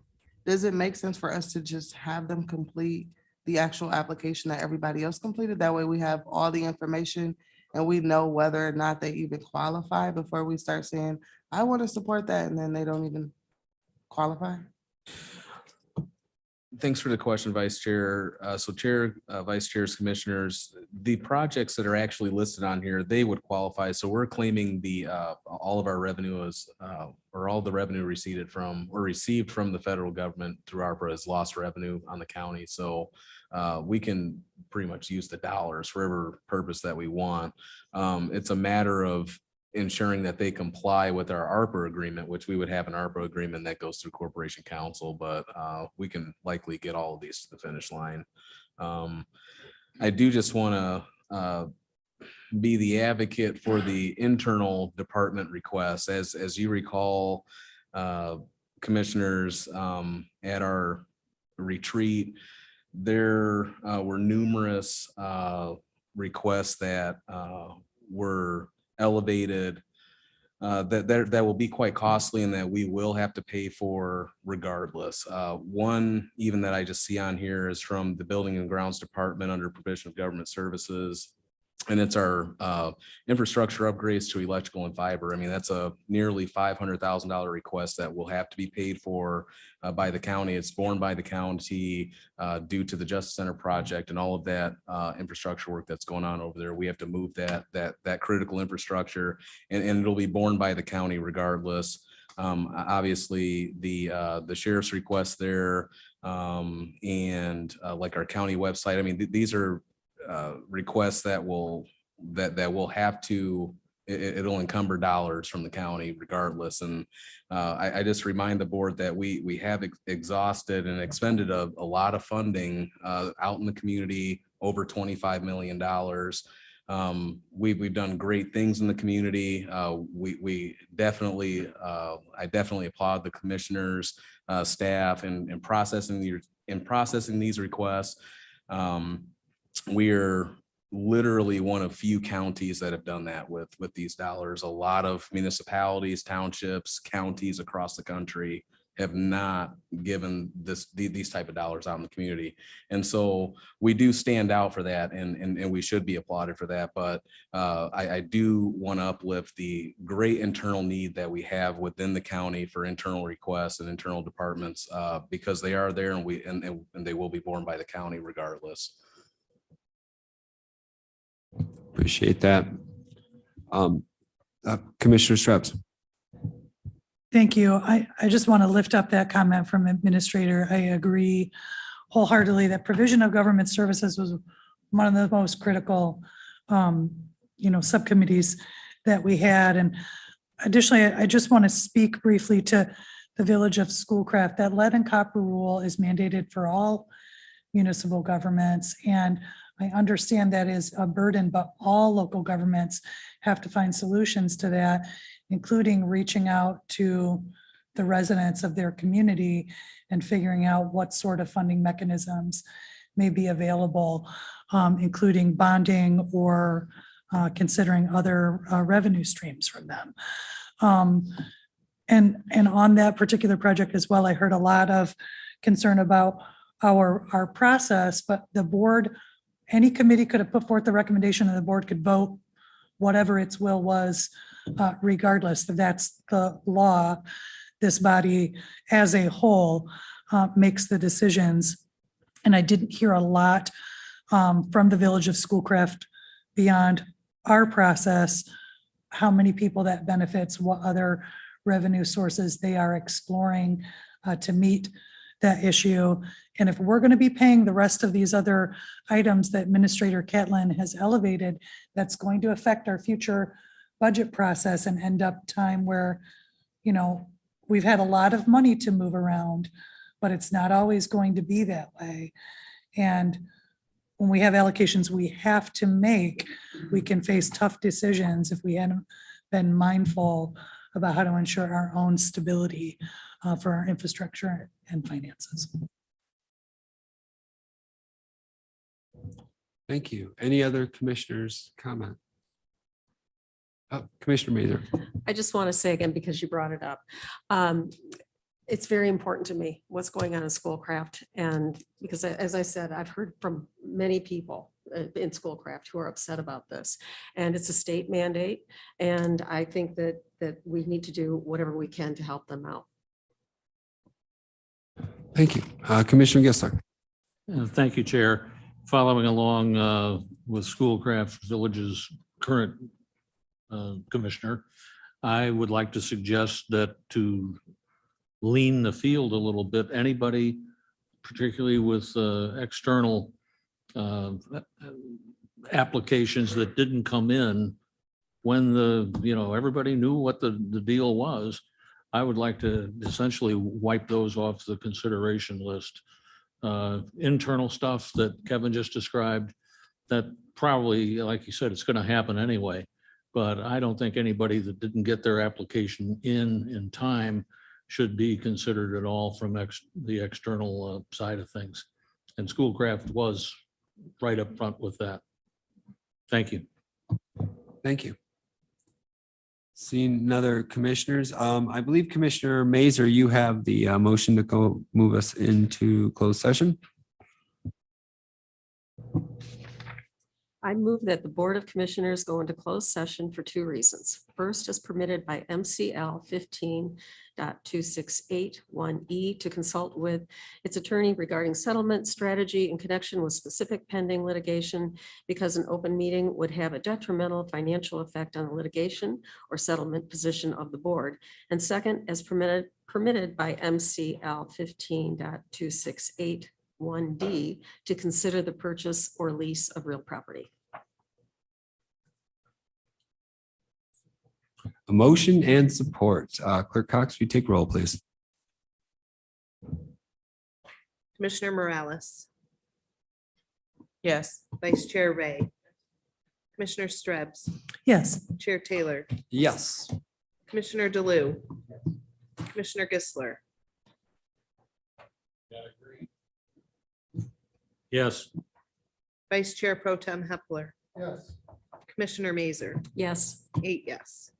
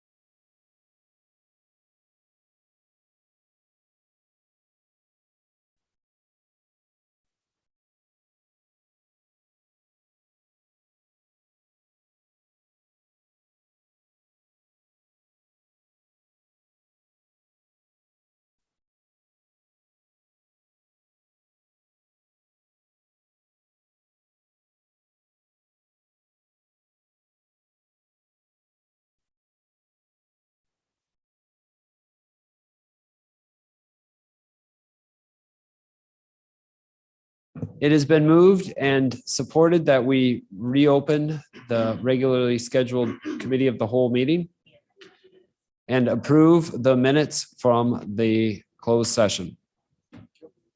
Moved by Commissioner Hepler, supported by Commissioner Morales. All those in favor say aye. All right, and with that, we are adjourned.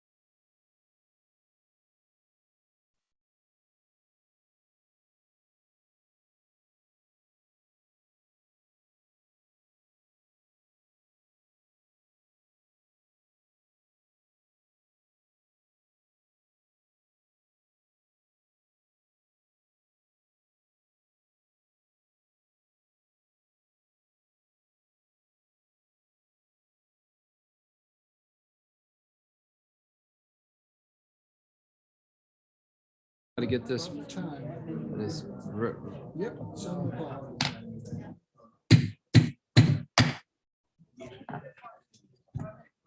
All right, I am going to call the April 6th, 2000, or April 4th, I'm sorry, April 4th, 2023 regular meeting to order. Giving the invocation reflection tonight is me. Well, you do it? Okay, thank you, Commissioner Hepler. All right. Thank you. Heavenly Father, thank you for the many blessings that you've bestowed upon all of us.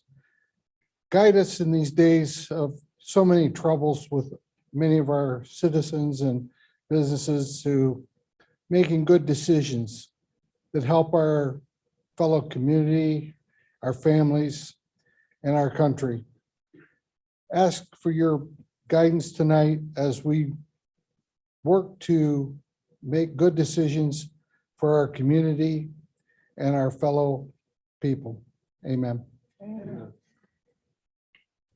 I pledge allegiance to the flag of the United States of America.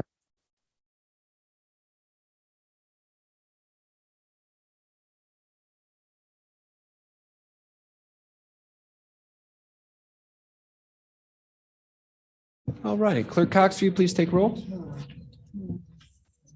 Commissioner DeLu, Here. Commissioner Gissler,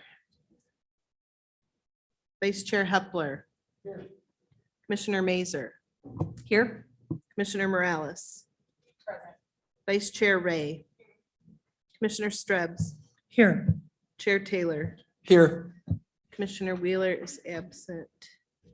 7 present. All right, that will take us into communications. Who is sticking on their, Commissioner Strebs, would you like to read that communication honoring Aaron Miller? Actually, no, Vice Chair Pro-Tem Hepler has it. Thank you, Chair. Tonight we have a proclamation honoring Aaron Miller. Whereas Aaron Miller has served the citizens of Kalamazoo County for 25 years as of March 23rd, 2023. And whereas Aaron Miller has faithfully served as sergeant, and whereas the County of Kalamazoo wishes to acknowledge and honor employees who have longevity under the umbrella of county government, since it is through longevity that experience in employees' particular field is achieved. Now, therefore, be it resolved that the Kalamazoo County Board of Commissioners does hereby acknowledge with gratitude the many years of dedication and service Aaron Miller has imparted to the citizens of the county and offer its best wishes for many more years of mutual association. Support. There is a motion and support, and I believe this can be a voice vote, or is it a roll call vote? Roll call vote. Clerk, will you please take roll? Commissioner DeLu, Yes. Commissioner Gissler, no.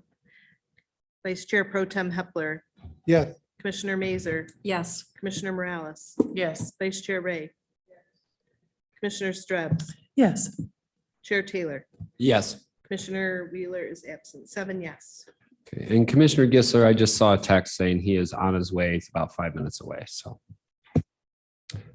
Next is communications. Who has that in front of them that wants to read communications? Commissioner Hepler, looks like you're in front of your computer already.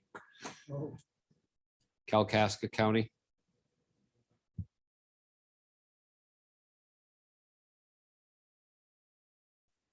Just the, I believe we just read the Just what it is. title. Yep. Chair. 2023-5852 Kalkaska resolution opposing all firearms control legislation. Next, we have approval of minutes. The chair will entertain a motion to approve the March 21st, 2023 draft committee of the whole and regular meeting minutes. It's been moved by Vice Chair Ray and supported by Vice Chair Pro Tem Hepler. Any discussion? All those in favor say aye. Aye. All right, motion passes. Next is approval of agenda. Is there any added or deletions from consent agenda that any commissioners would like to make? Vice Chair Ray. Thank you, Chair. I would like to move item number 2023-5925 under the non-consent agenda, Which one is that? under treasury. Treasure. Yeah, I believe that got moved to, well, it's been moved back and forth a couple times, but yeah, that's on non-consent agenda. Okay. It's not on this. Okay. Any other? Commissioner DeLu? Well, I've been advised that the expenditure for the FOP apparently is not legal.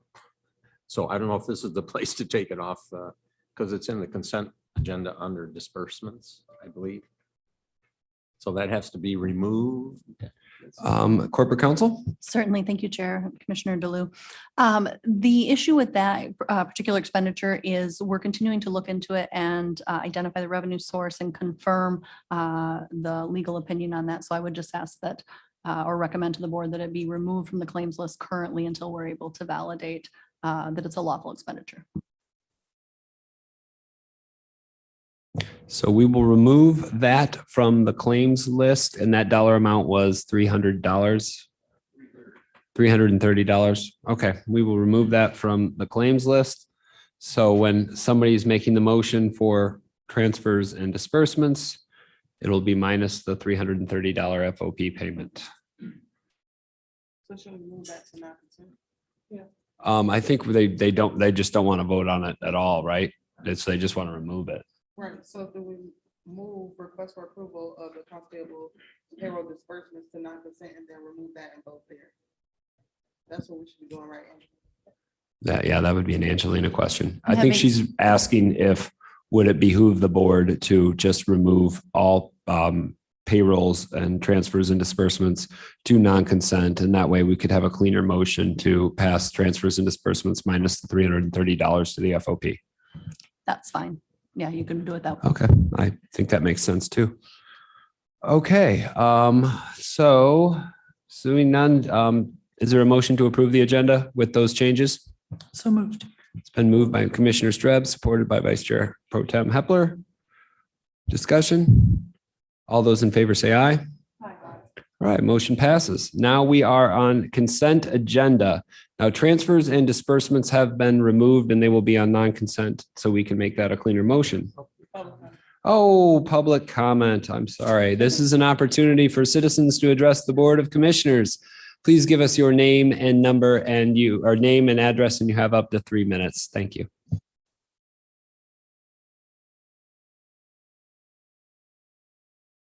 Seeing none, Administrator Catlin, will you advise us if there's any calls in the queue or people online?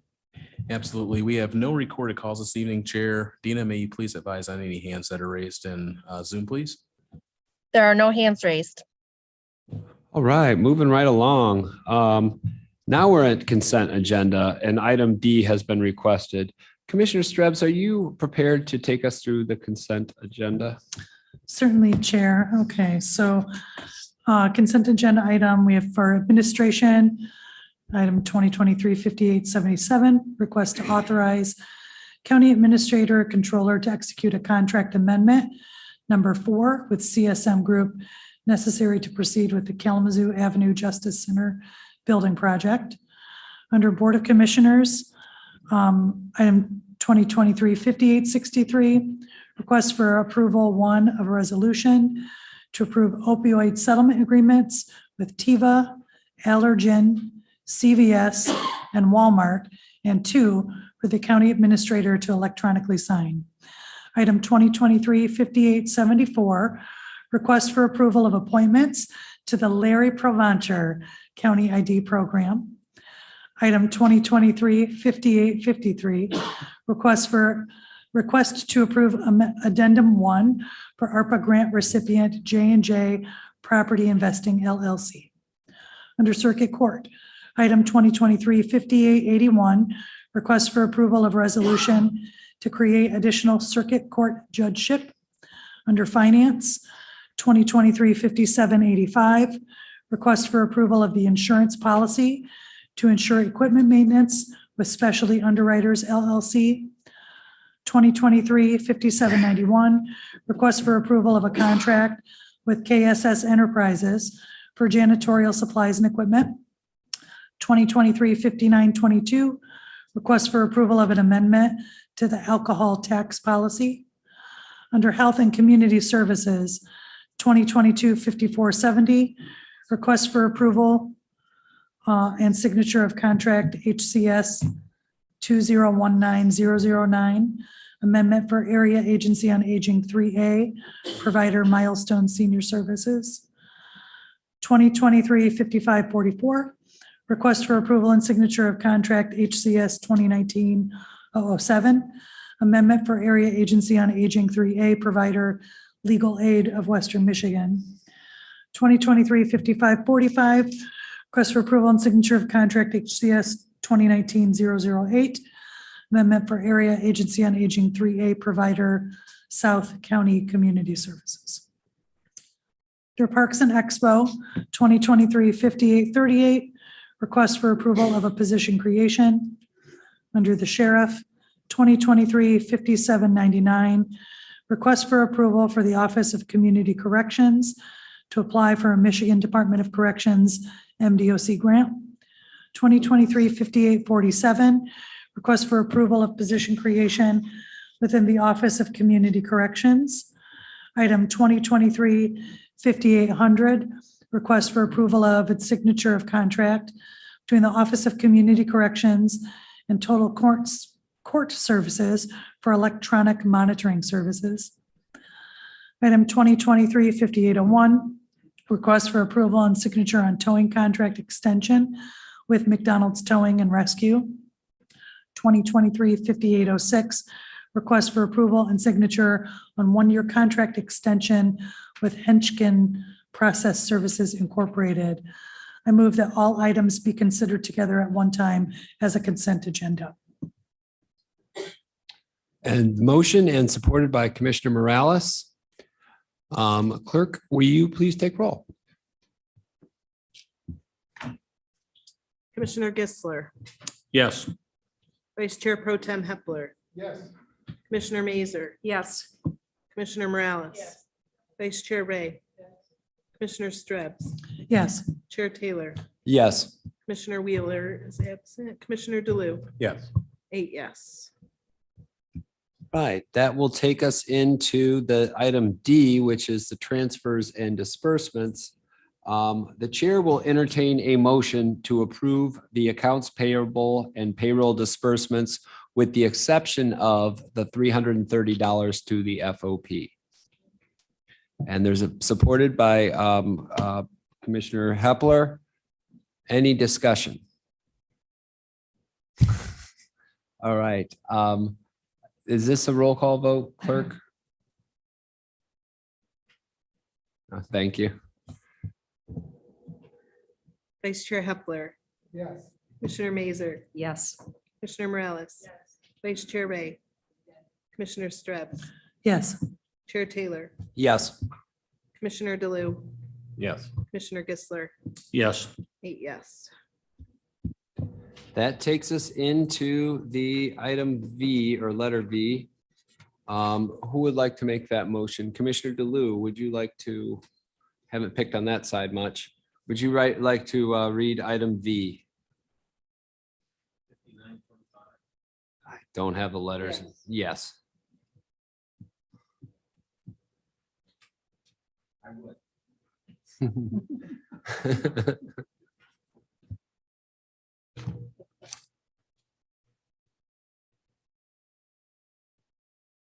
Actually, to be honest I with have you, Commissioner DeLu, this probably should be a discussion before we make any sort of motion. Is that, am I correct on that, Kevin, or no? Typically, you wouldn't have a discussion without a motion on the floor. So it's motion second, because that authorizes or indicates support that the body wishes to discuss it. Okay. There was a request from Treasurer Whitener above the D step, but I'll get into that after the motion. But you can go ahead and read the motion, Commissioner DeLuca. Sure.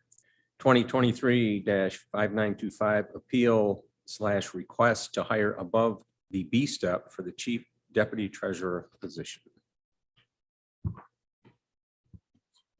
There is a motion and support. Now we enter into the discussion. I'll probably go first on this. I received a call. Well, we've been dealing with the treasurer's office for a long time as far as having people that know that office. I received a call from a former county treasurer from Calhoun County who had experience and been in that position before. She had expressed interest in serving maybe another year and a half before retirement. A year and a half before retirement. She said she wasn't quite ready to retire yet when I talked to her, and that she'd be interested in helping Thomas out. Her former, you can see her resume. She was a former Michigan Tax Tribunal judge. Before that, she was a county treasurer. Her resume to me sounds exactly like the type of person we're going to need in that office. But the way that our hiring policy works is anything, or at least it used to work.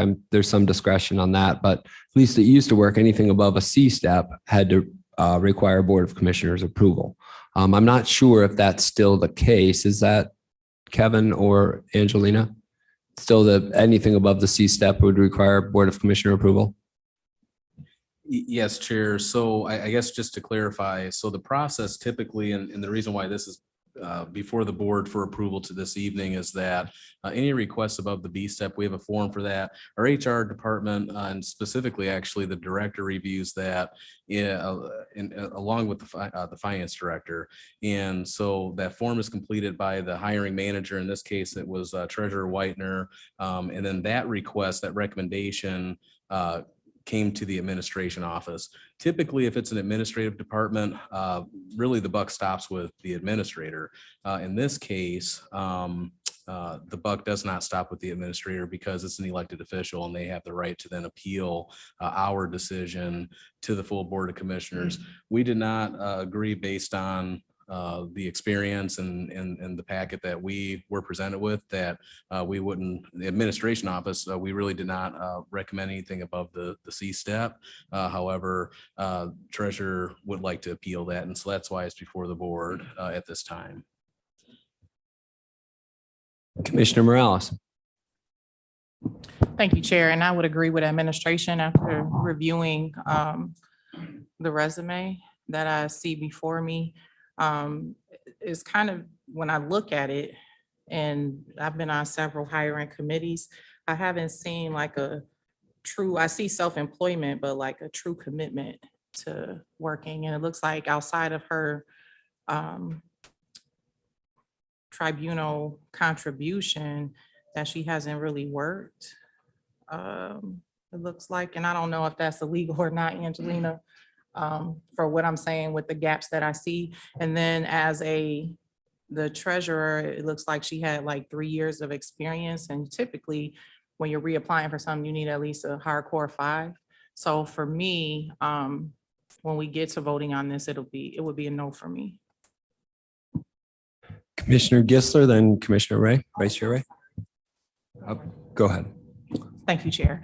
Then, how did we get to this? Was it just a phone call to you? Is this like a friend, or did anybody else get interviewed? Is anybody else's application in here, or is this just a personal, I need some more context on the process, the recommendation from, I heard your recommendation, but the recommendation from HR, and why aren't any other candidates before us? I can speak to that. The reason there aren't any other candidates before us is you could probably count on 2 hands the number of people that have served as treasurer of a population over 100,000 people. If you were to put this out for bid, you would be crazy to think that you would get more high quality candidates at a $92,000 a year salary at an A step. You're not going to get those type of things, those applicants. That gets us to the position of what does this board want to do and what kind of ownership and responsibility are we willing to take ourselves? We've got a treasurer's office that is hemorrhaging the ability to make money. we are losing hand over fist on abilities to invest. We're losing. I mean, we can point the blame game all we want and say, well, you know, you're not doing your job and we're not going to help you out because you're not doing your job. But at the end of the day, we're fiduciary agents to the citizens of the county, to the residents of the county. And we have to put the best foot forward that we can in order to make this whole operation work. I mean, the county is 20 different silos. It's everything from the land bank to road commission to the internal offices within the county. We've got a lot of different avenues that treasurer is responsible for investing these people's money. We can either do it this way or we can go through Maynard. I mean, I'm not opposed to doing either way, but I do believe that the Maynard route will cost us more money. I'm going to let Commissioner Morales, because I responded to her. I'm going to let her respond to me, and then it's Commissioner Gissler. I appreciate that. Thank you, Chair. So no, I'm not crazy. And the price is the price when you're interviewing or you're applying for a job, when the salary is there, unless you qualify to go to a different bracket. So, you know, are there columns to this job? You know, if it's the starting rate is $70K, and then based on your experience, if you feel like you can move them, or is, you know, what's that process?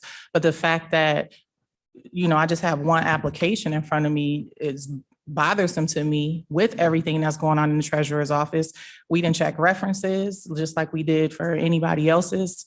When we interviewed you, Kevin, we did some reference checks. I don't see this on here, and it wasn't posted. So that's a concern to me. But this position isn't our authority. It's an appointed deputy position. Normally, the only reason we're even seeing one application, normally we'd receive zero. The only receiving one application is because it's going through a process to request higher than the C step. Otherwise, we wouldn't even see it, whether it's the But we're here prosecutor. and we are seeing it. So it's a concern for me. We are seeing it, and people are asking for more money on one candidate. So I think that's what we need to look into. So I guess if to clarify, if there were more applications or more candidates, you'd be more amenable to adjusting for a higher step? Maybe based on experience, but on her experience, it would be a hard no for me. Okay. Commissioner Gissler. After letting Monteith ask question after question, I agree with her completely. To my mind, I'd like to know why this wasn't posted, why we're now going to the wall to break the salary steps. The whole thing kind of stinks to me. I'm sorry. I'll vote no. Commissioner Ray. Thank you, Chair. Some of my questions have already been answered. My first one was obvious, was this position posted? And then also, based on her experience, will we still need to pay the accountants? I heard the treasurer, when he was before us, he asked for someone with accounting experience. And looking at her resume, I just don't see that. I don't see, as Commissioner Morales stated, a solid work history. There's a year here, 8 months there, 3 years in the treasurer's office. 5 years ago was she appointed, then she wasn't reelected. Are we just gonna pay somebody more to get exactly what we already have in the treasurer's office? How is that helping the county? So I'd like to see the position posted, and if he can just appoint, then I wouldn't support increasing the salary based on her experience.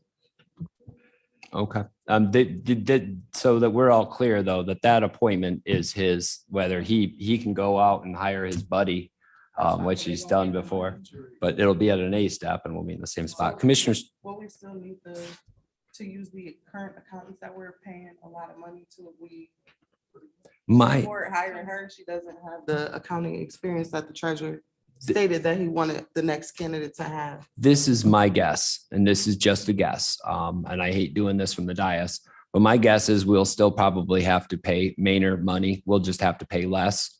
Instead of $150,000 expenditure, $100,000 expenditure, what we did last year, I think was close to 75 to 100. We'll probably be at about 35 with expenditures for Maynard next year. If we don't do this and we just go through an A step, we're probably looking again at the $100,000 expenditure. And then we're also going to be playing catch up with the audit game come November, December of this year. So that's just the truth of it. That's where we'll end up. Commissioner Shrebs. Thank you, Chair. So, and you're right, this is the treasurer's hire to make. So whether or not we like the person being hired for any of his positions, they are his. But for the treasurer and for our other electeds, you know, when we weigh out those hiring decisions, I just want to elevate how an equitable and open process brought us extremely stellar leadership into the top of the organization of the rest of the county. And I would strongly encourage them to open their processes up, vet additional candidates. For administration, what is asked before us is just an approval from step C to step D. The treasurer is able to approve up to C without our approval. What is the difference between those two steps in pay? So roughly, in the K-112 salary band, it's roughly $4,000-ish. And what was HR's recommendation as to the salary step that they felt was justified by the commensurate experience of the candidate? So our HR department actually recommended the B step, and administration was able to get closer to the C step based on some of the accounting experience. I think it was somewhere in the 80s to 90s timeframe. And then we also took into consideration being a county treasurer. So we were able to get up to the C step. Thank you. So I wish the treasurer's office and whatever hires he makes the best of luck. I would not support that additional increase from C to D. He can approve up to C without us. And that's where I'm at. Thank you. Well, it looks like there has been a consensus from the board at least, but I would be remiss if I just did not inform this board or let this board know.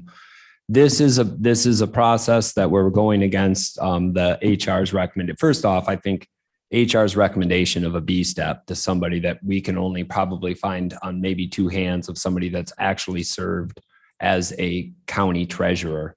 I think that's more valuable than a CPA, quite frankly, especially with somebody that served under the same taxing authority as our Discover Kalamazoo and our land bank and some of the other things that we have going on in the county. The familiarity there is worth a lot more than that. I think we've got, I think a B step with this resume is insulting. A C with administration, the HR was a B. But and I think we also got to look, our policy just recently changed, I think about 12 days ago or 13 days ago through EIF. Policy changed on the process of this. So I think it's somewhat different, at least as it relates to people outside of elected officials. So that policy has very recently changed. Also, going through managing $2.5 million of senior services dollars, self-employed director of the YWCA, I wouldn't describe that as not working. I think a lot of this stuff in here of a resume, John Hancock Financial, you just go through that. The B step to me was problematic in that they came back with a B step after this resume. But this board, I think, is, made their determination. They do not want to go above that. But I'm just going to warn that this board, we will be paying more in the long run. We will be paying more in the long run. I will say that again. Commissioner Mazur. Yeah, I guess I'm a little surprised because when I was reading through this, I thought this sounded great. And I agree. I think we need to do whatever we can to help the treasurer's office. So I would actually vote in favor. Yes, Commissioner Strubs. Is it the understanding the applicant will not accept the position at the C step and only at the D step? The $4,000 makes or breaks the hire? I think that this commissioner or this applicant will probably take other offers for much higher than this, and she can easily get it. Vice Chair Ray and then Commissioner DeLue. Well, okay, I have two comments. One, I don't want to take anything from the woman.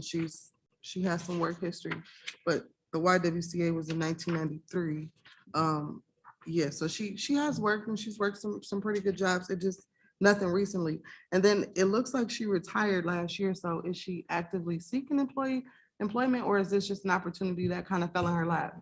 I think she decided to come out of retirement. I think she retired and she decided her husband was still working and she wanted to find employment for the next year and a half. Oh, okay. Yeah, it's still a no for me. Thanks. Commissioner DeLu. Well, I don't know about changing any votes here, but I think you need to consider a couple of things. She is a former county treasurer. Just because you're a CPA, and she's apparently not a CPA, but I know everybody wants a CPA. Just because you're a CPA doesn't mean you know government and accounting. It's a totally different ballgame. I mean, having that CPA certificate doesn't mean you know everything about government accounting. Secondly, she's a bird in the hand. She can start tomorrow, you know. And I think the biggest thing is this is an appointed position. And if we don't pick her, who we know we have, you're going to trust the treasurer, who I don't think anybody has any strong feelings about his ability to run the department, let alone pick somebody to help him. I mean, I think she's a strong candidate. The $4,000 difference, I think she might be worth it with her government accounting experience, and I fully support this. Well, we've all kind of put Commissioner Vice Chair Ray. Thank you. I just want to say, I'm sure the prosecutor can argue that he has folks in his office that's worth the $4,000 increase, as well as we've been seeing every department head and elected official in here asking us to make up the 2% that we didn't give folks. We may not trust the treasurer, but again, this is his appointment. He chose this person. So what's the difference between her and someone else? And I also want to be clear too, that it's not us wanting a CPA. The treasurer stood there under oath and he said he would like to hire someone with an accounting background. He said that, those were his words. And then he presents this to us. I know it has nothing to do with us, but the increase again is just a no for me. It makes absolutely no sense. And how do we justify it to the rest of it? How many employees was it that we just looked at that have been coming in here week after week feeling like they didn't get their increase, and then we just give somebody an increase just because the treasurer walked her in here? That doesn't work for me. And I will say, Vice Chair Ray, that was one of the questions that I wrestled with, what you asked, and the second question that you asked. I'm sure there's the prosecutor. I'm sure there are other people, the deputies, who would want to be paid more. And the reason that I came to the conclusion that I think this is a good idea was because leadership is hard. I mean, you've got to look at the whole organization as one, as a team. How do you make the team better? When you're managing, let's just use a bad analogy, football analogy, you're managing a huge sports team and you got an opportunity to sign a great wide receiver. Is the other wide receiver that you've got on his rookie contract going to be offended because you're paying this person more than the other person? I mean, you've got to build a team that can navigate this. And I'm saying this, it is out of the ordinary to go in front of the board to ask for additional steps.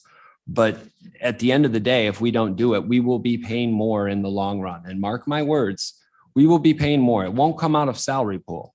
It'll come out of a different funding source, and it'll be to Maynard. And right now we've had Maynard in there for a long period of time, and our books still aren't balanced. I mean, they're still not right. We still don't have everything in order. And we've spent over $80,000 to $100,000 over a period of 5 years to an outside firm.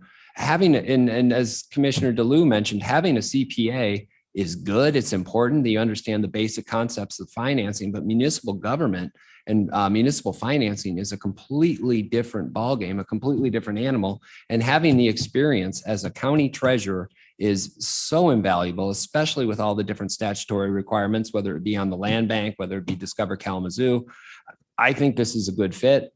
I'm, counting the votes. It's looking like it's probably not going to come to fruition, but I'm just warning the board, we are going to be dipping into other funds to look for expenditures to CPAs.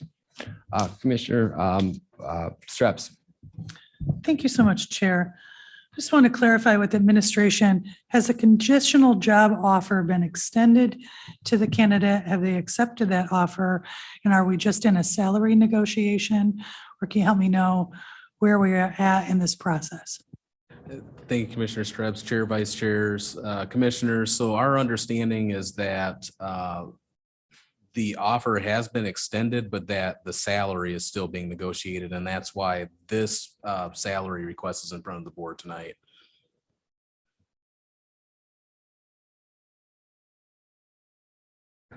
Thank you, Chair. I don't want to scare the public with the warns. We got a lot of stuff that has warning on it in Kalamazoo County government. So, I mean, I just heard from my fellow commissioner that, being in a certain position doesn't certify you to be able to do the job. And the same applies to her. We don't know what she did at this other job. And if it was an elected position and she didn't win, I mean, was it a 2-year, term? I don't know. So for me, we got people, from what I'm hearing, it's only $4,000. We got people crying here over their $2. That means a lot to them.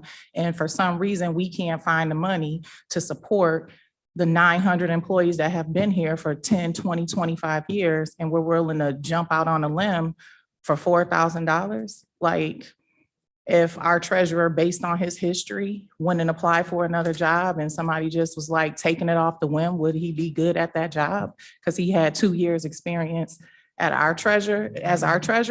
I don't think so. So I think the warning is we need to be careful. He's gonna do what he wanna do anyway, but we have a responsibility. And again, I don't wanna see this whole room filled with employees who feel slighted because we can't find money to fill $2 spaces to move them up a grade. So again, a hard no for me. I don't wanna scare the community with warnings. We already in the rabbit hole with money, and we need to figure some things out. And I think we can do that. And I don't know if this person can change it. Commissioner Mazur. Let's be brief. We found that at the township level too, that when we were through the past several years, when we were replacing the staff and we thought what we had paid in the past, we didn't get any candidates. And so if you've got to offer enough that you get good quality people, and we need good quality people. So it's worth it to me. Okay, well, I think no other commissioners wishing to speak. I think Clerk Cox, you take roll, please. Commissioner Mazur. The motion was to approve give the treasurer the authority to offer the position above a C step, I believe. Yeah. Yes.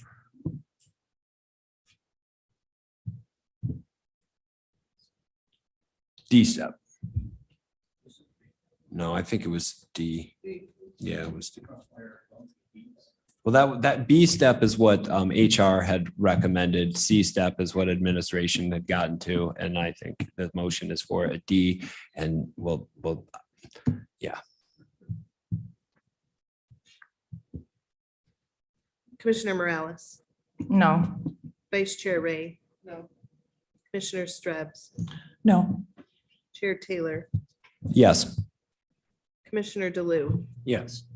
Commissioner Gisler, No. Vice Chair Pro-Tem Hepler.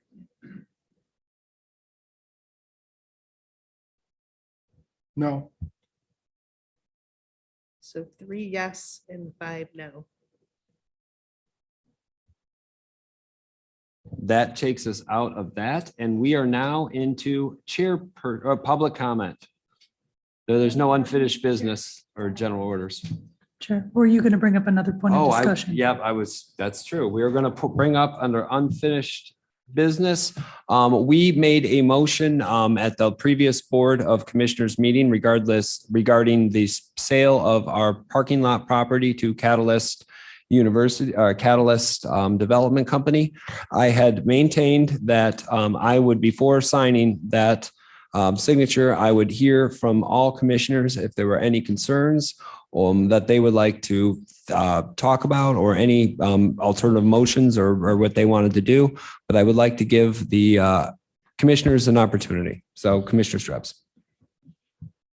Thank you so much, Chair. So I just, there were, let me say first, there is an urgency placed on this contract that is artificial. We have time to work on a solid contract for the language to make sure that the sale moves forward in a way that addresses community benefits in a solid manner. So with that said, we had some severability language that was not included in the contract that now council has addressed. But again, the speed of the development, sort of a standard process, should be in the contract that wasn't there. So with that, it's a couple commitments within the contract, the community benefit language that we discussed around BIPOC retail space and also job training and development programs. The language around job training continues to be very vague. It doesn't address resourcing, who participates, or how they participate. I want to ensure that an actual robust program is underway for community members. It also talks about the retail space allocated for BIPOC businesses. I'm concerned about legal challenge for folks of protected class.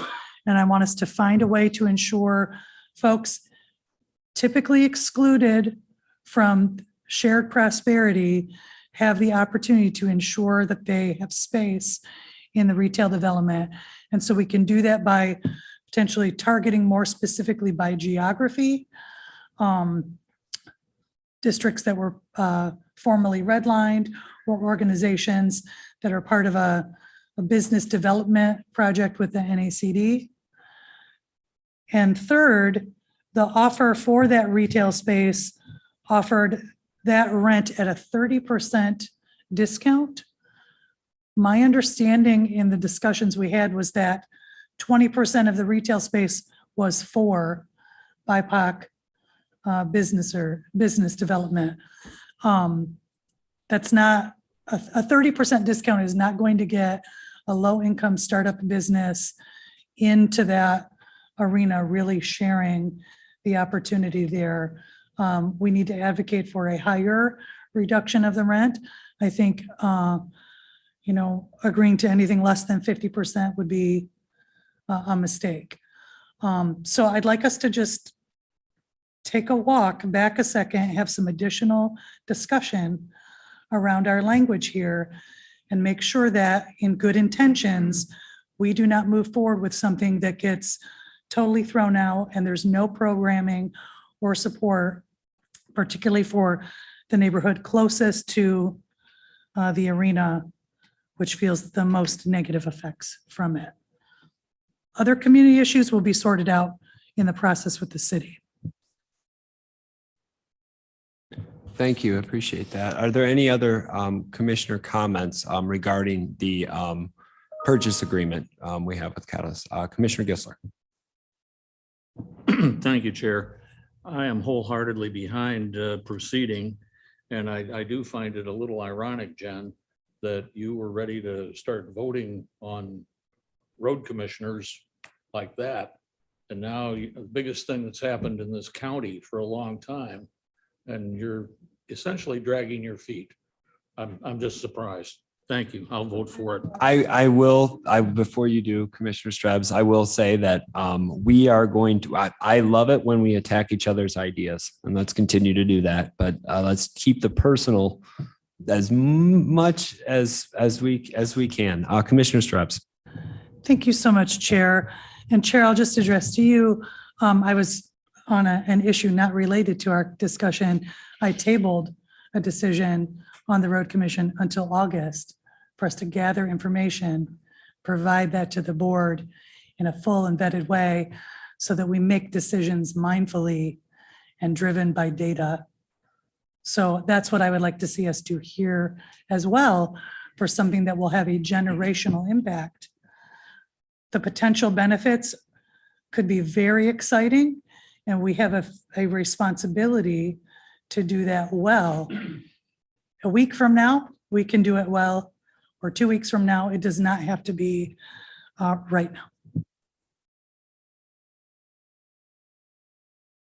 So Commissioner Strebs, I think you would need, you'd have to talk corporate counsel, but I think you would need a motion to reconsider. Am I correct in that, corporate counsel? Or am I? Chair, the motion that was made before, my understanding is that it was for you to execute, for administrator and myself to negotiate and for you to execute. You did make an indication that, you would bring the agreement to the rest of the board and allow comment prior to signing. That was my understanding of it. So yes, we would need a motion to reconsider. Yep. And I have not signed it, so everybody knows it's sitting in the desk in there. But I have not signed it. I wanted this board to have, one last opportunity of discussion before I proceeded down that path. Commissioner DeLu, and then Just a question from Commissioner Strebs' concerns. Who negotiates that with them? Is that you or is that? that would be our esteemed corporate counsel. And what kind of timeline would we be looking at for you to go back and address these concerns? Chair, if I may. Chair, Commissioner DeLu. It's difficult to put a time frame on it. Catalyst has been extraordinarily responsive. We worked on this all last week. Even just prior to this meeting, I raised the issue of severability. They've already indicated that'll be added. So they're very quick on it. Now, if we did do a lot of work to get to this 30% and to have that rent reduction agreement. But again, I serve at the will of the board and will make any articulation that the board like me to, but I don't know what that will do to the timeline from their perspective and how long they need to consider it and respond.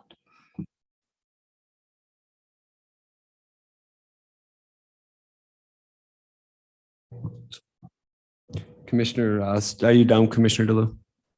Well, I guess, I know this needs to be done in a timely fashion, but 2 weeks or for our next meeting, do you think that would be sufficient? My hopes are, I think Commissioner Strebs made 3, and I'm paraphrasing here, 3-week requests. 2 of those I think are doable. One of those I do not think we'll be able to negotiate that higher than 30%. That's just my personal opinion. I'm one vote. I think the other 2, we could probably, that they'd agree to it without, one of them was if they decide not to develop the property, we could purchase that property back at the same purchase price that they sold it to us for if they don't develop it. I don't think they'll have a problem in entering in that. Their full intention is to develop that property. The other is trying to protect ourselves from legal cases by making it more of a geographical distribution as opposed to a protected class. And then the third case point that she had was trying to negotiate a higher percentage for the vendor space, the vendor space that we're off. That one I will have to be on. I do not think we're going to I think we've pushed the envelope as far as we can on that endeavor. The first 2 comments, questions that she had, I think corporate counsel should be able to, and I hate saying, I feel confident that corporate counsel will be able to get those agreements, whether or not I sign it or not. If I sign it, I think that could come afterwards. I think that's sort of sure, why not type thing. It doesn't cost them anything. It's completely against all of their intentions to do anything anyway. But so does that answer your question? Yeah, but then my other question would be, I don't know how this board would feel about, so what's 2 more weeks? At least we can get maybe some answers by then. Corporate counsel. Just one more component. Part of the time sensitive nature is, the developer is pushing and that is a known strategy at times. The only other piece I would want this board to know is that they have a purchase agreement to buy other land and it is time sensitive. And so, but that'll be up to them whether they want to continue forward. What was communicated to me was that they were not finalizing that until they had this confidently finalized as well. And so their time pressures were, they're running out of time to do their due diligence and move forward or not with their other purchase agreement. Commissioner Strebs.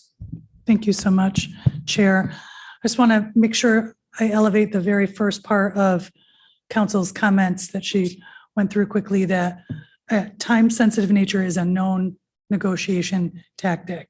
So this is a development that has been in process and development for over 20 years. A few more days is not going to stall anything. And Chair, I would highly caution us to sign a contract which language is not yet fully solidified. I think that is a mistake. And I am not particularly worried about the county's liability around the issue of protected class. That will be an agreement with the event center.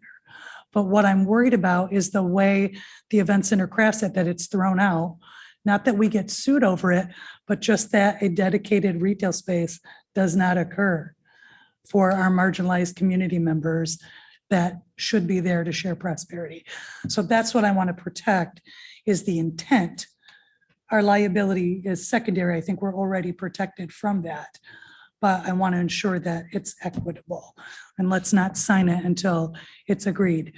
They may or may not agree to an increased rent reduction. If this board asserts we would like to see additional subsidy of that rent, they want their property.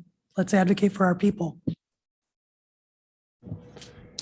And I will just speak from my point of view on this. I believe that two of these things will be, I mean, it's in their best interest, specifically on the how they delegate that $6 million and how they delegate that space, so that they do it in a legal way. I mean, it makes sense for them to do it.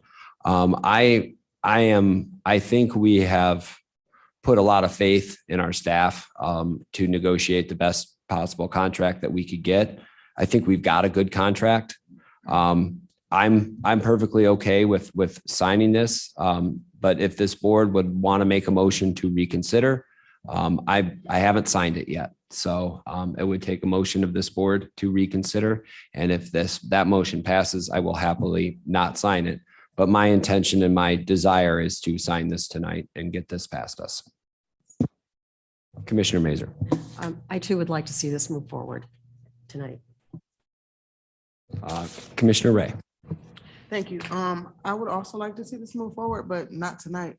I'm in agreement with the comments of Commissioner Strabs that we do need to reconsider the language so that we are protecting the intent of the spaces inside of the event center for this marginalized group of people. As she stated, this will have generational impact on people negatively and positively. And I don't think that we're gonna lose anything by waiting a few more days and not signing this tonight. So I would support reconsidering this.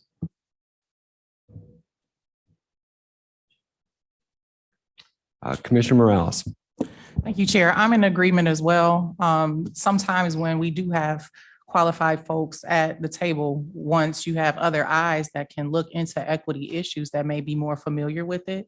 And I think once that was reviewed, that's where Commissioner Strabs is coming from. She sees some possible issues of equity that may affect this in the long run. And it's already, we got, excuse me, community input that are already fussing about where this event center is and how it's already impacting District 1. So to be fair, BIPOC deserves some generational wealth as well. And, I guess I was under the assumption that there wouldn't even be a cost involved with some of the BIPOC vendors from the initial conversation. So I am in support of holding off on this for a couple more weeks so that maybe perhaps corporate counsel can dig a little deeper into the issues that, Jen has brought up and familiarize herself with it as well.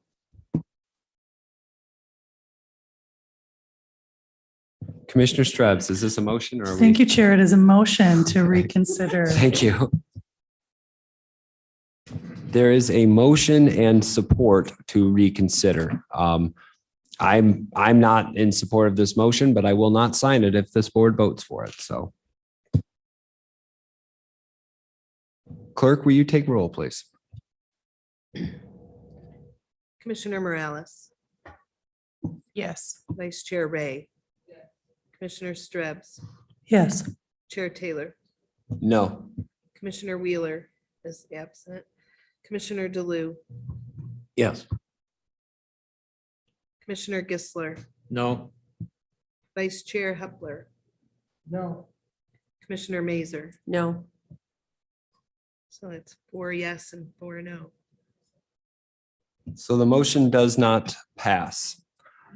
We are in a tricky situation because it is a 4-4 vote, and I do not want to adhere to the will of the board. I wish Commissioner Wheeler was here. Corporate counsel, I guess my question to you is, how difficult would it be to pursue the questions, 2 of the 3 questions raised by Commissioner Strebs in the ensuring that the BIPOC people are there's not a lawsuit, and I mean that's up to them, as Commissioner Strebs said. It's a liability on Catalyst, not necessarily a liability on us. But in order for us to ensure that the people intended, excuse me, would receive that space, could we pursue some changes in language after the fact, or do you think that that would be difficult? That's one issue. And then the second issue, do you think they would agree to sell us back that property or give us first right of refusal if they decided to not develop on that property? Chair, as to the first question, my recommendation would be is if you want to pursue the issues raised in addition by Commissioner Strebs, that we just do that and ask about all of them and work with their counsel to do that as opposed to signing. Once you've signed, you've committed to the contractual terms of the agreement and you've got a purchase agreement. So my recommendation would be is if you're not comfortable signing, that we actually just work on negotiating those terms. And then in terms of the right of first refusal, I'm not sure if they have other purposes for that property. Based on the conversations I've had, it would be my understanding that they certainly probably don't want to just hold on to land that, you know, if they're not going to move forward. So I think they would, That the seems right of like first an easy refusal one. seems more likely and Yeah, that seems viable. like a. I do slam want to dunk. note that I heard Commissioner Stubbs also talk about the job training component. So I've got the BIPOC retail space, the allocation based on potential protected class, moving that to geography, the discount component, the right of first refusal, and the job training being vague as severability. So I've got 1, 2, 3, 4, 5, I've got about 6 issues to pursue. Happy to do all of them, but I just want to make sure that I don't miss any of them if I move forward on that. What is their time constraint with the Plaza Core language? I know that they got an extension on that purchase property, and that's an important piece of their component. I would have to ask their counsel on that. Jordan has not conveyed what that exact extension is, but I can ask him. He's pending my response tomorrow because I told him I needed to get through this meeting and get the feedback. So. Okay. Well, we've got an original motion. It was 9-0, and we have another motion to reconsider that's 4-4. This is going to be a tough one. Commissioner Strebs. Thank you, Chair. I just want to lift up, what probably is obvious, that we have 3 members of this body that represent the city of Kalamazoo, where this center will be located. And we are not in support of moving forward with this contract language as is. I believe it's Chair's intent to have an open and meaningful dialogue so that we ensure that we get it right. They're ultimately they're still moving forward with their project and they're going to make their profit. Let's just slow walk down a little bit and do it right. Well, I guess we would need to talk to the other opposing side, or the other side, the other council. But we may need to call a special meeting of this county board of commissioners just to discuss this topic. And it would probably, because I don't think we can wait 2 weeks, just to be honest with you. Commissioner Hepler. Thank you, Chair. Yes, we have 3 members. One of them sat on the committee. As many of us went to a number of the meetings. I applaud them for their their meetings and their discussions on, how they're going to benefit. You're indicating that there's a negative impact to the north side and there's a positive impact to the north side. I think we have to look at both sides of that scale. I would be remiss if I didn't think that we should move cautiously, but I would also think that we need to move expeditiously to help them get this thing moving. The city of Kalamazoo I had a meeting with them last night. My understanding was that they were very much in support of this. So I guess I am concerned that why we wouldn't be in support of this. I brought up my issues with them, that I thought traffic and the parking was going to be an issue for them. That being said, it's their money, it's their dime. They're the ones that are funding this. We're not. The taxpayers are not funding this. I think we should support this and move ahead and have them get started doing what they're going to do. Yes, there may be a negative, but I think there's also a positive. Jobs, opportunities, and all it takes is some ambition to do those. So holding back on this, I think, is a mistake, my opinion. We've got Commissioner Ray. Yeah, just one final comment. I don't know if there's some confusion, but I didn't hear anybody say that we didn't support this project. We are just asking for a revised language. And then when we talk about job creation, like we're talking about a training program for hospitality. So like we're teaching people to clean hotel rooms and make hot dogs. There's nothing to celebrate. It's not. So I'm not saying that I'm not in support of this project. I am, but there are some issues with the language and it shouldn't be an issue with us getting it right. We're not saying we don't want the project. We support the project, just like everybody else here. We just want to get the verbiage right in the contract. That is it. At the end of the day, we're talking about $300 million investment, 54 million, not me, if you go by the Upjohn Institute numbers, $54 million annually, increased room nights, increased accommodation tax nights. It's a huge economic boost. And I don't want to be the board that ruins the potential or limits our potential for the economic growth that could be. At the end of the day, we're going to have to, I really think that this Board of Commissioners is probably going to have call a meeting this week, and probably Thursday or Friday of this week. But I will talk to corporate counsel and administration about this. They're going to need to talk to Catalyst. But at the end of the day, we're going to have a special meeting because I don't think we can wait 2 weeks. I will keep you guys all informed, and I will not sign anything without letting anybody know. Corporate counsel. I just wanted to, just for clarity's sake, technically, we really didn't have any unfinished business because unfinished business would be a motion that was not dealt with sitting on the floor at the end of a prior meeting. And that's fine. We did move forward. So technically we're having a discussion with no motion in front of us. And the other motion stands. So just to be clear where we're at is that you're still authorized to sign, the motion to reconsider failed, and we have nothing pending before the body as a main motion. I was under the understanding that there was a motion made to reconsider the previous motion. I thought they voted and we ended 4-4.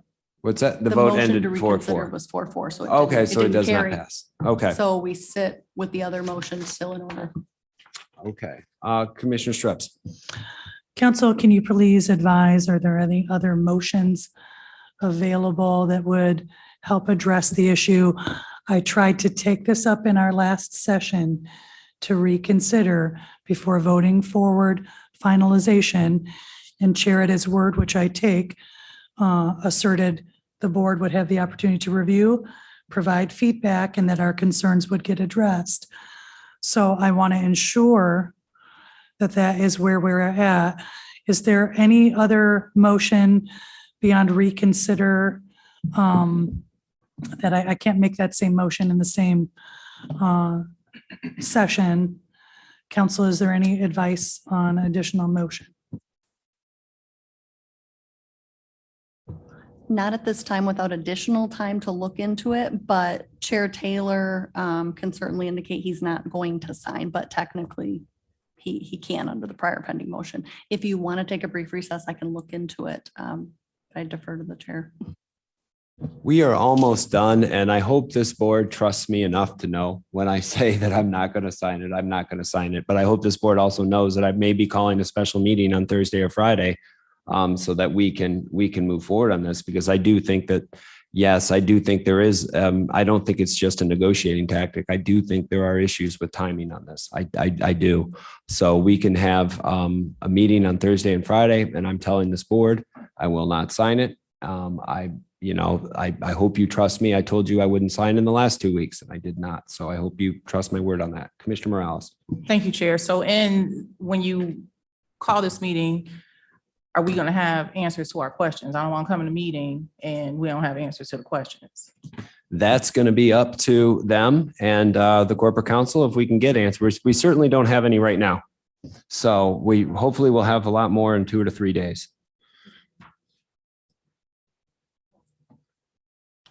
Is everybody good with that? Keep your Thursday evenings open, because I'm probably going to be calling a meeting on Thursday evening for this, probably right after our building authority or something. Building meeting. Commissioner DeLu? Yep. We've got a building. And that's actually ties in pretty closely to what we're doing here, because we can't do A without B, or yeah. So, okay, any other commission, Vice Chair Ray, sorry. Just a quick question. I feel like Monty's asked the question, but I don't feel like I have clarity. So whether or not we hear back from Catalyst, we're going to meet on Thursday. I would say if we're meeting on Thursday, we're going to hear back from Catalyst one way or the other. Okay. So if we don't, then we won't meet on Thursday? No, I think we have to call, because we have to call a meeting. I think it's 18 hours or 24 hours in advance, or 18 hours in advance. So we have 18 hours to call a meeting. By Thursday, that's 2 days from today. So we'd have to call it tomorrow evening. I'm sure that's going to be enough time. As corporate counsel said, they've been very receptive. I think waiting longer than that would put us at a disadvantage. Commissioner Morales. Thank you, because I just cautioned that Friday is Good Friday, and I don't know if people have plans, or I know some, entities are closed. So I just want to be clear that if we do not get a response, that we can cancel the meeting, correct? Because there's no need of having a meeting if we don't have our questions answered. Well, if the questions could be, answered in that, no, we're not going to proceed with this X, Y, or Z. If that's an answer to your question, we'd still have to have the meeting, regardless if we like the answer or not. Commissioner Streps. Thank you, Chair. Whether or not we've finalized all the language or heard back or not, which we likely will, if we are all there, we'll be able to take a vote that lands in a majority clearly. So we could reconsider the motion to reconsider at that meeting if it's needed. Otherwise, we're just sort of, Yeah. And if it's, I think you have to cancel the meeting 18 hours in advance if you do it anyway as well. Corporate counsel. Thank you, Chair. I was reviewing the bylaws, and in terms of special meetings, we have a couple provisions here, but the special meeting is, what I'm seeing here is that you can have it only when it's requested by 1/3 of the commissioners in writing address to the county clerk specifying the date and time. The meeting has to be at least 24 hours before the holding thereof. And then you can do a special meeting at the call of the chair, but that's under the provision for an emergency meeting, which requires health, safety, or welfare of the public to be at risk when 2/3 of the members elected and serving decide the delay with. So I need to get 2 people to sign a piece of paper of commissioners up here asking for a meeting, and then that would suffice. Yeah, and then you need 24 hours to notice it. Okay, well, I should be able to handle that. I think so. Cool. So we are moving on unless anybody wants to talk about this last topic. Okay, moving on to, I believe it's Chair's report. Oh, public comment. This is an opportunity for citizens to address the Board of Commissioners. Please give us your name, number, and you have 3 minutes.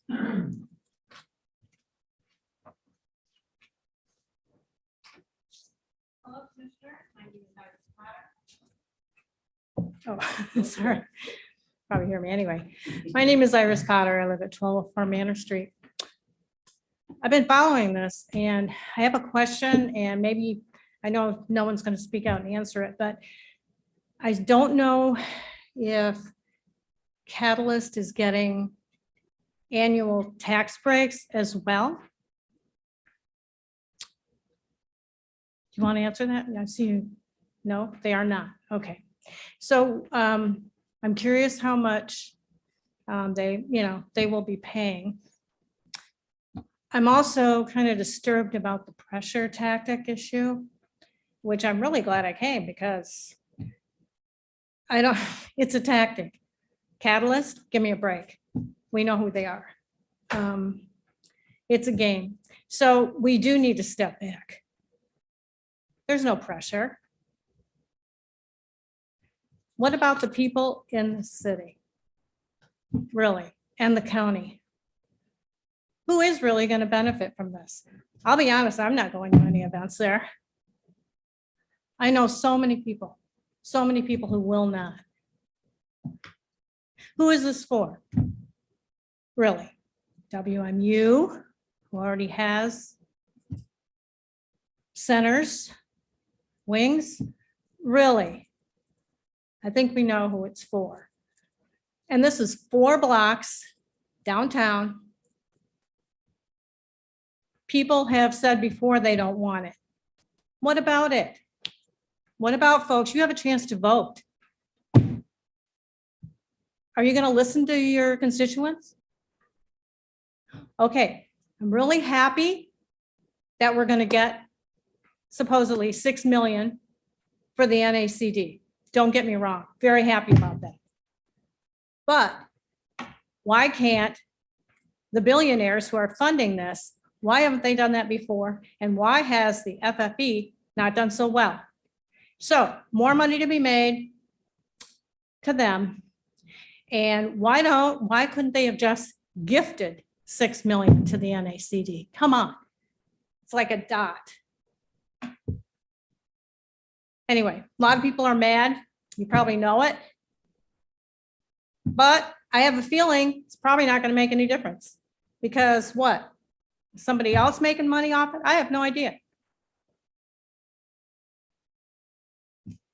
Anyway, so I want to say now, it looks like the vote's going to come soon. And it seems like Chair Taylor would really like to sign that now. I don't know what the big hurry is at this point, other than the tactic that Catalyst is pushing. And I didn't even know that they had a potential other purchase agreement with Plazacorp. Wow. Thank you. Thank you.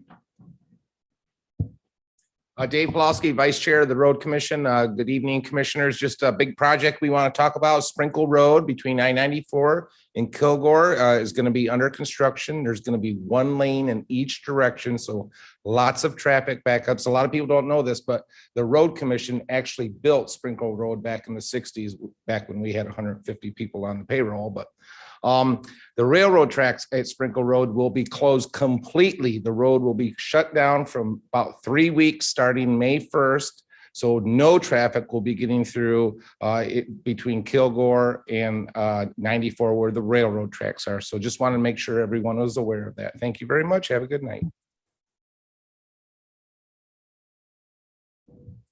Thank you. Administrator, will you advise us if there's any recorded calls or anybody got their online? Thank you, Chair. No recorded calls this evening. Dina, may you advise on any hands that are raised on Zoom, please? There are no hands raised.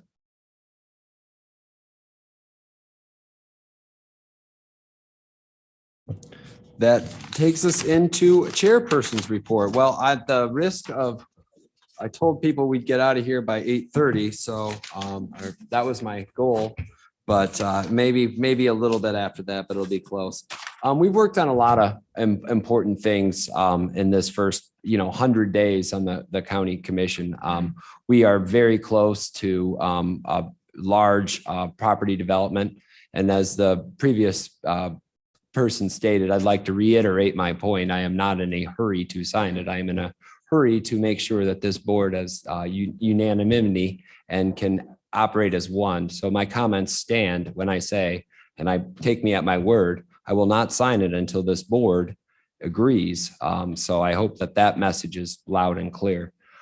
Secondly, we've got a lot of big projects that we are going to do, whether it's going to be our budget that we're going to tackle in the coming years. We still haven't seen 2022's expenditure and revenues. We need to see those so that we can make informed decisions on how to move forward in 2024 and informed decisions on how to open up 2023. Another issue, our TIF policy with our townships. We created a TIF policy about 12 to 15 years ago that made it very difficult for local municipalities, whether it be townships or villages, to operate or to enter into a TIF agreement because of the restrictive nature of our current TIF policy. I think we need one of the policies that we can revisit is that policy, whether it be Ashtamot Township, whether it be Charleston. There have been a lot of requests for TIF districts to help facilitate some of the growth that's occurring within our county. And it's an important tool that we can use in our economic tool belts to help facilitate that growth. Second, the road commission. We've been dealing with this for quite some time. I think this commission needs to take a hard look at what it is we want from the road commission, or what it is that we want, be able to articulate that, sit down with ourselves, leadership from this board, leadership from the Kalamazoo County Road Commission, and Administrator and Catlin and Administrator Joanna, so that we can come to some sort of moving forward.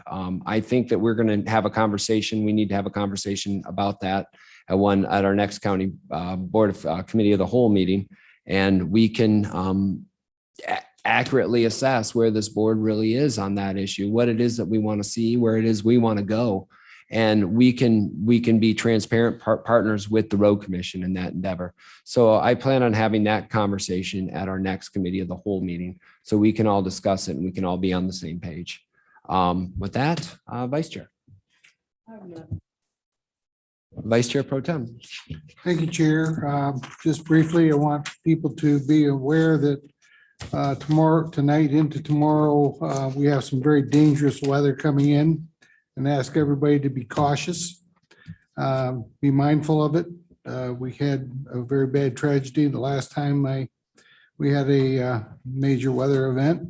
And it can happen at any time, but I also want to remind us all to take a minute to thank those people that are out there on the front lines every day, our military, our police, our fire, our ambulance folks, our county employees. Take a moment to thank them for being out there for you and for their community. Have a great week. Commissioner Morales. I have nothing tonight. Commissioner Krebs. Thank you for all your hard work tonight, everyone. Commissioner DeLu. I'll try and keep it brief. Ms. Ray mentioned when you're talking about money in the prosecutor's office, and I appreciate the information we got from the administration about the Siegel study, but I think I'll be bringing this up until I don't know what the solution is. I heard a presentation last night by the prosecutor, Jeff Getting, and I don't want to speak for him, but I can just relay some information. He lost 2 experienced prosecutors when they were elected judges. In the last 3 weeks, he's received 3 resignations from his office. He's going to be down 5 prosecutors. He's had 1 application since the first of the year. And like you alluded to, it all comes down to money. And he needs to address this now. I mean, he's been in here, the court employees have been in here. We're talking about the criminal justice system, which is needs to be funded properly. And And in your memo, you wanted the board to support administration. It's like, I want administration and human resources to support the departments. The prosecutor's office right now is hurting, which hurts the people of Kalamazoo. You know, they represent us. And I don't know, I get the memo from you, but I mean, are we discussing it, addressing it? After getting that memo, how much it would cost? Is it just, are we just done dealing with it? I just think we need to discuss this more thoroughly instead of, you know, get a memo. It's like, well, is all right? Is it done? I don't know. I know $750,000 is a lot of money, but maybe that's what it's going to take, because he can't hire prosecutors at $68,000 a year when they have $150,000 in student debt, and then go work in the county next door, you know, starting at $80,000. So it's just an issue right now. I know there's other employees affected in the county, but this is certainly an issue that needs to be addressed almost immediately. Thank you. I pass. Thank you. Well, I had the honor of coming down here last week and spending some time with clerk Price and Place, excuse me, I said it wrong, didn't I? I'm sorry. I get my kids' names wrong too. But anyway, for the imaging project that's going on, and it's remarkable. I mean, it's just very impressive, and the quality is, I mean, it's just, I was impressed. So I just wanted to say it's a great project. So thank you. And then one other thing too. I want to applaud our chair. I think you are doing an outstanding job, and your integrity, and I'm amazed at every meeting. So thank you very much for all that you do. Thank you. Go ahead, Vice Chair Ray. Great job, Chair. But I have a question. Then you get to two questions. Commissioner DeLue's point. He asked a question about like memos and different things coming out like that. When do we talk about them? Corporate counsel, can he bring that up during his time, his members' time, and we have that discussion at that time? Or when is the appropriate time for him to bring up issues that we may have all gotten an email about? Vice Chair, to the extent that Commissioner DeLue or another commissioner seeks to have something added to an agenda, simply talk to the chair and the administrator, and it can be added to the agenda. I would recommend that it be added under the non-consent, if it's a motion, or to the COW committee of the whole meeting for discussion. I guess it depends on what he wants to bring forward, whether he's putting forward action, because we need a motion before we have discussion. Follow-up question. Go ahead. So thank you for that information, but I feel like it's my understanding that he can also make a motion during members' time and we can discuss stuff too. I just want to, like, it's a moment to teach because he doesn't know, and I just want to hope that you would give that information and he didn't, but yeah. You can do that during members' time. Vice Chair, I apologize for that. Certainly, any commissioner is always welcome to call me too if they want assistance in trying to work through how they want to proceed with something, or to make a motion or to gain information. I'm happy to assist everybody in preparing to do that. But yes, you can make a motion from the floor during a meeting. Nothing prohibits that. And I can answer a little bit of Dale's comments. What I've been waiting for as a commissioner is as a chair, as the 2022 budget numbers. We need to know what our true revenues and expenditures are and were last year before I can confidently tell this board that we can take X money from this portion or B from this portion, because at that point I'd just be guessing. And until we see what the actual numbers were for last year, and then we can go back 2 or 3 years from the all those piles of budget books in the commissioner's office, we can go back and we can identify trends that whether it's be continuous redistribution into carryover from that budget allocation, or whether it be expenditures are increasing at a rate that we're not accounting for.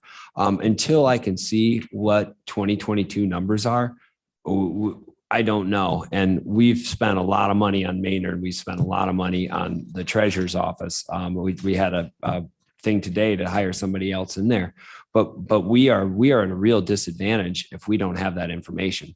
I can't say to Kevin or administration or even the Board of Commissioners, hey, let's take X amount of this from this fund and we can fund a step increase here, or we can fund a 1 point allocation here. Until we see what those 2022 numbers are, I can't confidently recommend anything to commissioners. So I'm waiting on those numbers, waiting for that audit to finish. With that, it is 8:25. Chair. Administrator Catlin. Yes, we skipped the administrator's report on the agenda. I am so sorry. That's all right. I have a few items and I do need to respond to the Siegel question that Commissioner DeWu presented. But first I'll start with some updates and then I'll get into that. So I wanted to share some information on about how Kalamazoo County has been participating in the Kalamazoo Energy Collaborative. It's a program that expanded beyond the city of Kalamazoo, so now it's countywide. The KEC provides benchmarking and of current energy usage for commercial and public buildings that are greater than 20,000 square feet in size. Comes at no cost to the county and or property owners, and is totally funded by Consumers Energy. And they've contracted with the Center for Energy Environment out of Minnesota to conduct these assessments. So our planning, building and grounds and HR departments have completed information and submitted that to KEC. They'll kind of turn around and figure out the next steps for benchmarking process. The focus is really on low cost and behavioral modifications to reduce energy first, but their reports also include technical information and equipment improvement recommendations. So for example, at no cost to a participating member, they actually received refrigeration and HVAC engineering services from an engineering firm that participated or that was contracted as a result of that benchmarking study. So we're hoping to learn more on our current usage and utilize that data to improve our carbon footprint. I had discussed earlier that we've been selected by Michigan Association of Counties to participate in an opioid needs assessment at no cost to the county. So MAC received some state funding from that settlement that's supporting that. I have Deputy Administrator Warner leading that effort and coordinating that. We'll keep you updated on that process. Wanted to highlight something we thought that was pretty special today, a training that we attended at LGBTQIA plus DEI training that was coordinated by the city of Kalamazoo and Outfront. Our former county commissioner and former chair, Tracy Hall, actually hosted a fantastic presentation on how we can make everyone feel more welcomed. And so the administration staff, including Corporation Counsel, and actually Prosecutor Getting was there as well. From the county, we thought it was a remarkable training that was put on. And then lastly, I do want to respond to the Siegel inquiries that administration has been receiving. So on numerous occasions since January, we have been extremely attentive to the board's inquiries on this study. Our office has drafted numerous memos and have informed the board leadership, but also the full board on our process and our progress towards policy revision and implementation. Part of the discussion tonight raised by Commissioner DeLu referred to position-specific inquiries in the new policy proposal that we have presented that was actually removed from tonight's board agenda so that we could have more discussions, and henceforth, or hence why I sent that memo to educate the board on the impact that increasing employee salaries from perceived policy violations, that they perceived as policy violations, would cost way over $750,000. That's a projection. We're thinking it's around closer to the $1 million mark. But really, those are position specific. Our policy would address that. And we've done this in the past, for example, and I've explained this before with nurses. We weren't able to hire nurses at a certain rate. So we completed a position specific market study, which the policy would allow for to hopefully entice more candidates to apply for these positions, especially public safety positions. No one wants to do these jobs anymore, especially at the salary rate that they're at. So if we have new policies that align with the new Siegel classification system, we can move those forward, and we can absolutely be a resource to departments. But administration is extremely hamstrung when we don't have policies that do not align with the current classification system. Those align with the old Hay system. The policy violations that employees are articulating do not align with the new Siegel classification system. So we're trying to propose policies that better align with those so that we can help and be a resource to departments. I have communicated through board leadership multiple times. The last communication that I've had was that they wanted to see what it would cost if we address the concerns that have been brought forth. That cost is well over $750,000. We are more than willing to work to bring solutions. However, we just have not engaged in that discussion with the board. More than happy to do so, but simply put, the best solution right now is to put policies in place that align better with our new structure. Like it or not, we have a new classification structure that needs to be addressed. Let's adopt the new policies and then let's move those forward and see how we can best assist these departments in hiring better qualified staff at a more competitive rate if they're already not deemed to be a competitive rate. So that's kind of what we need, and that's what we propose at this time. Happy to take any questions.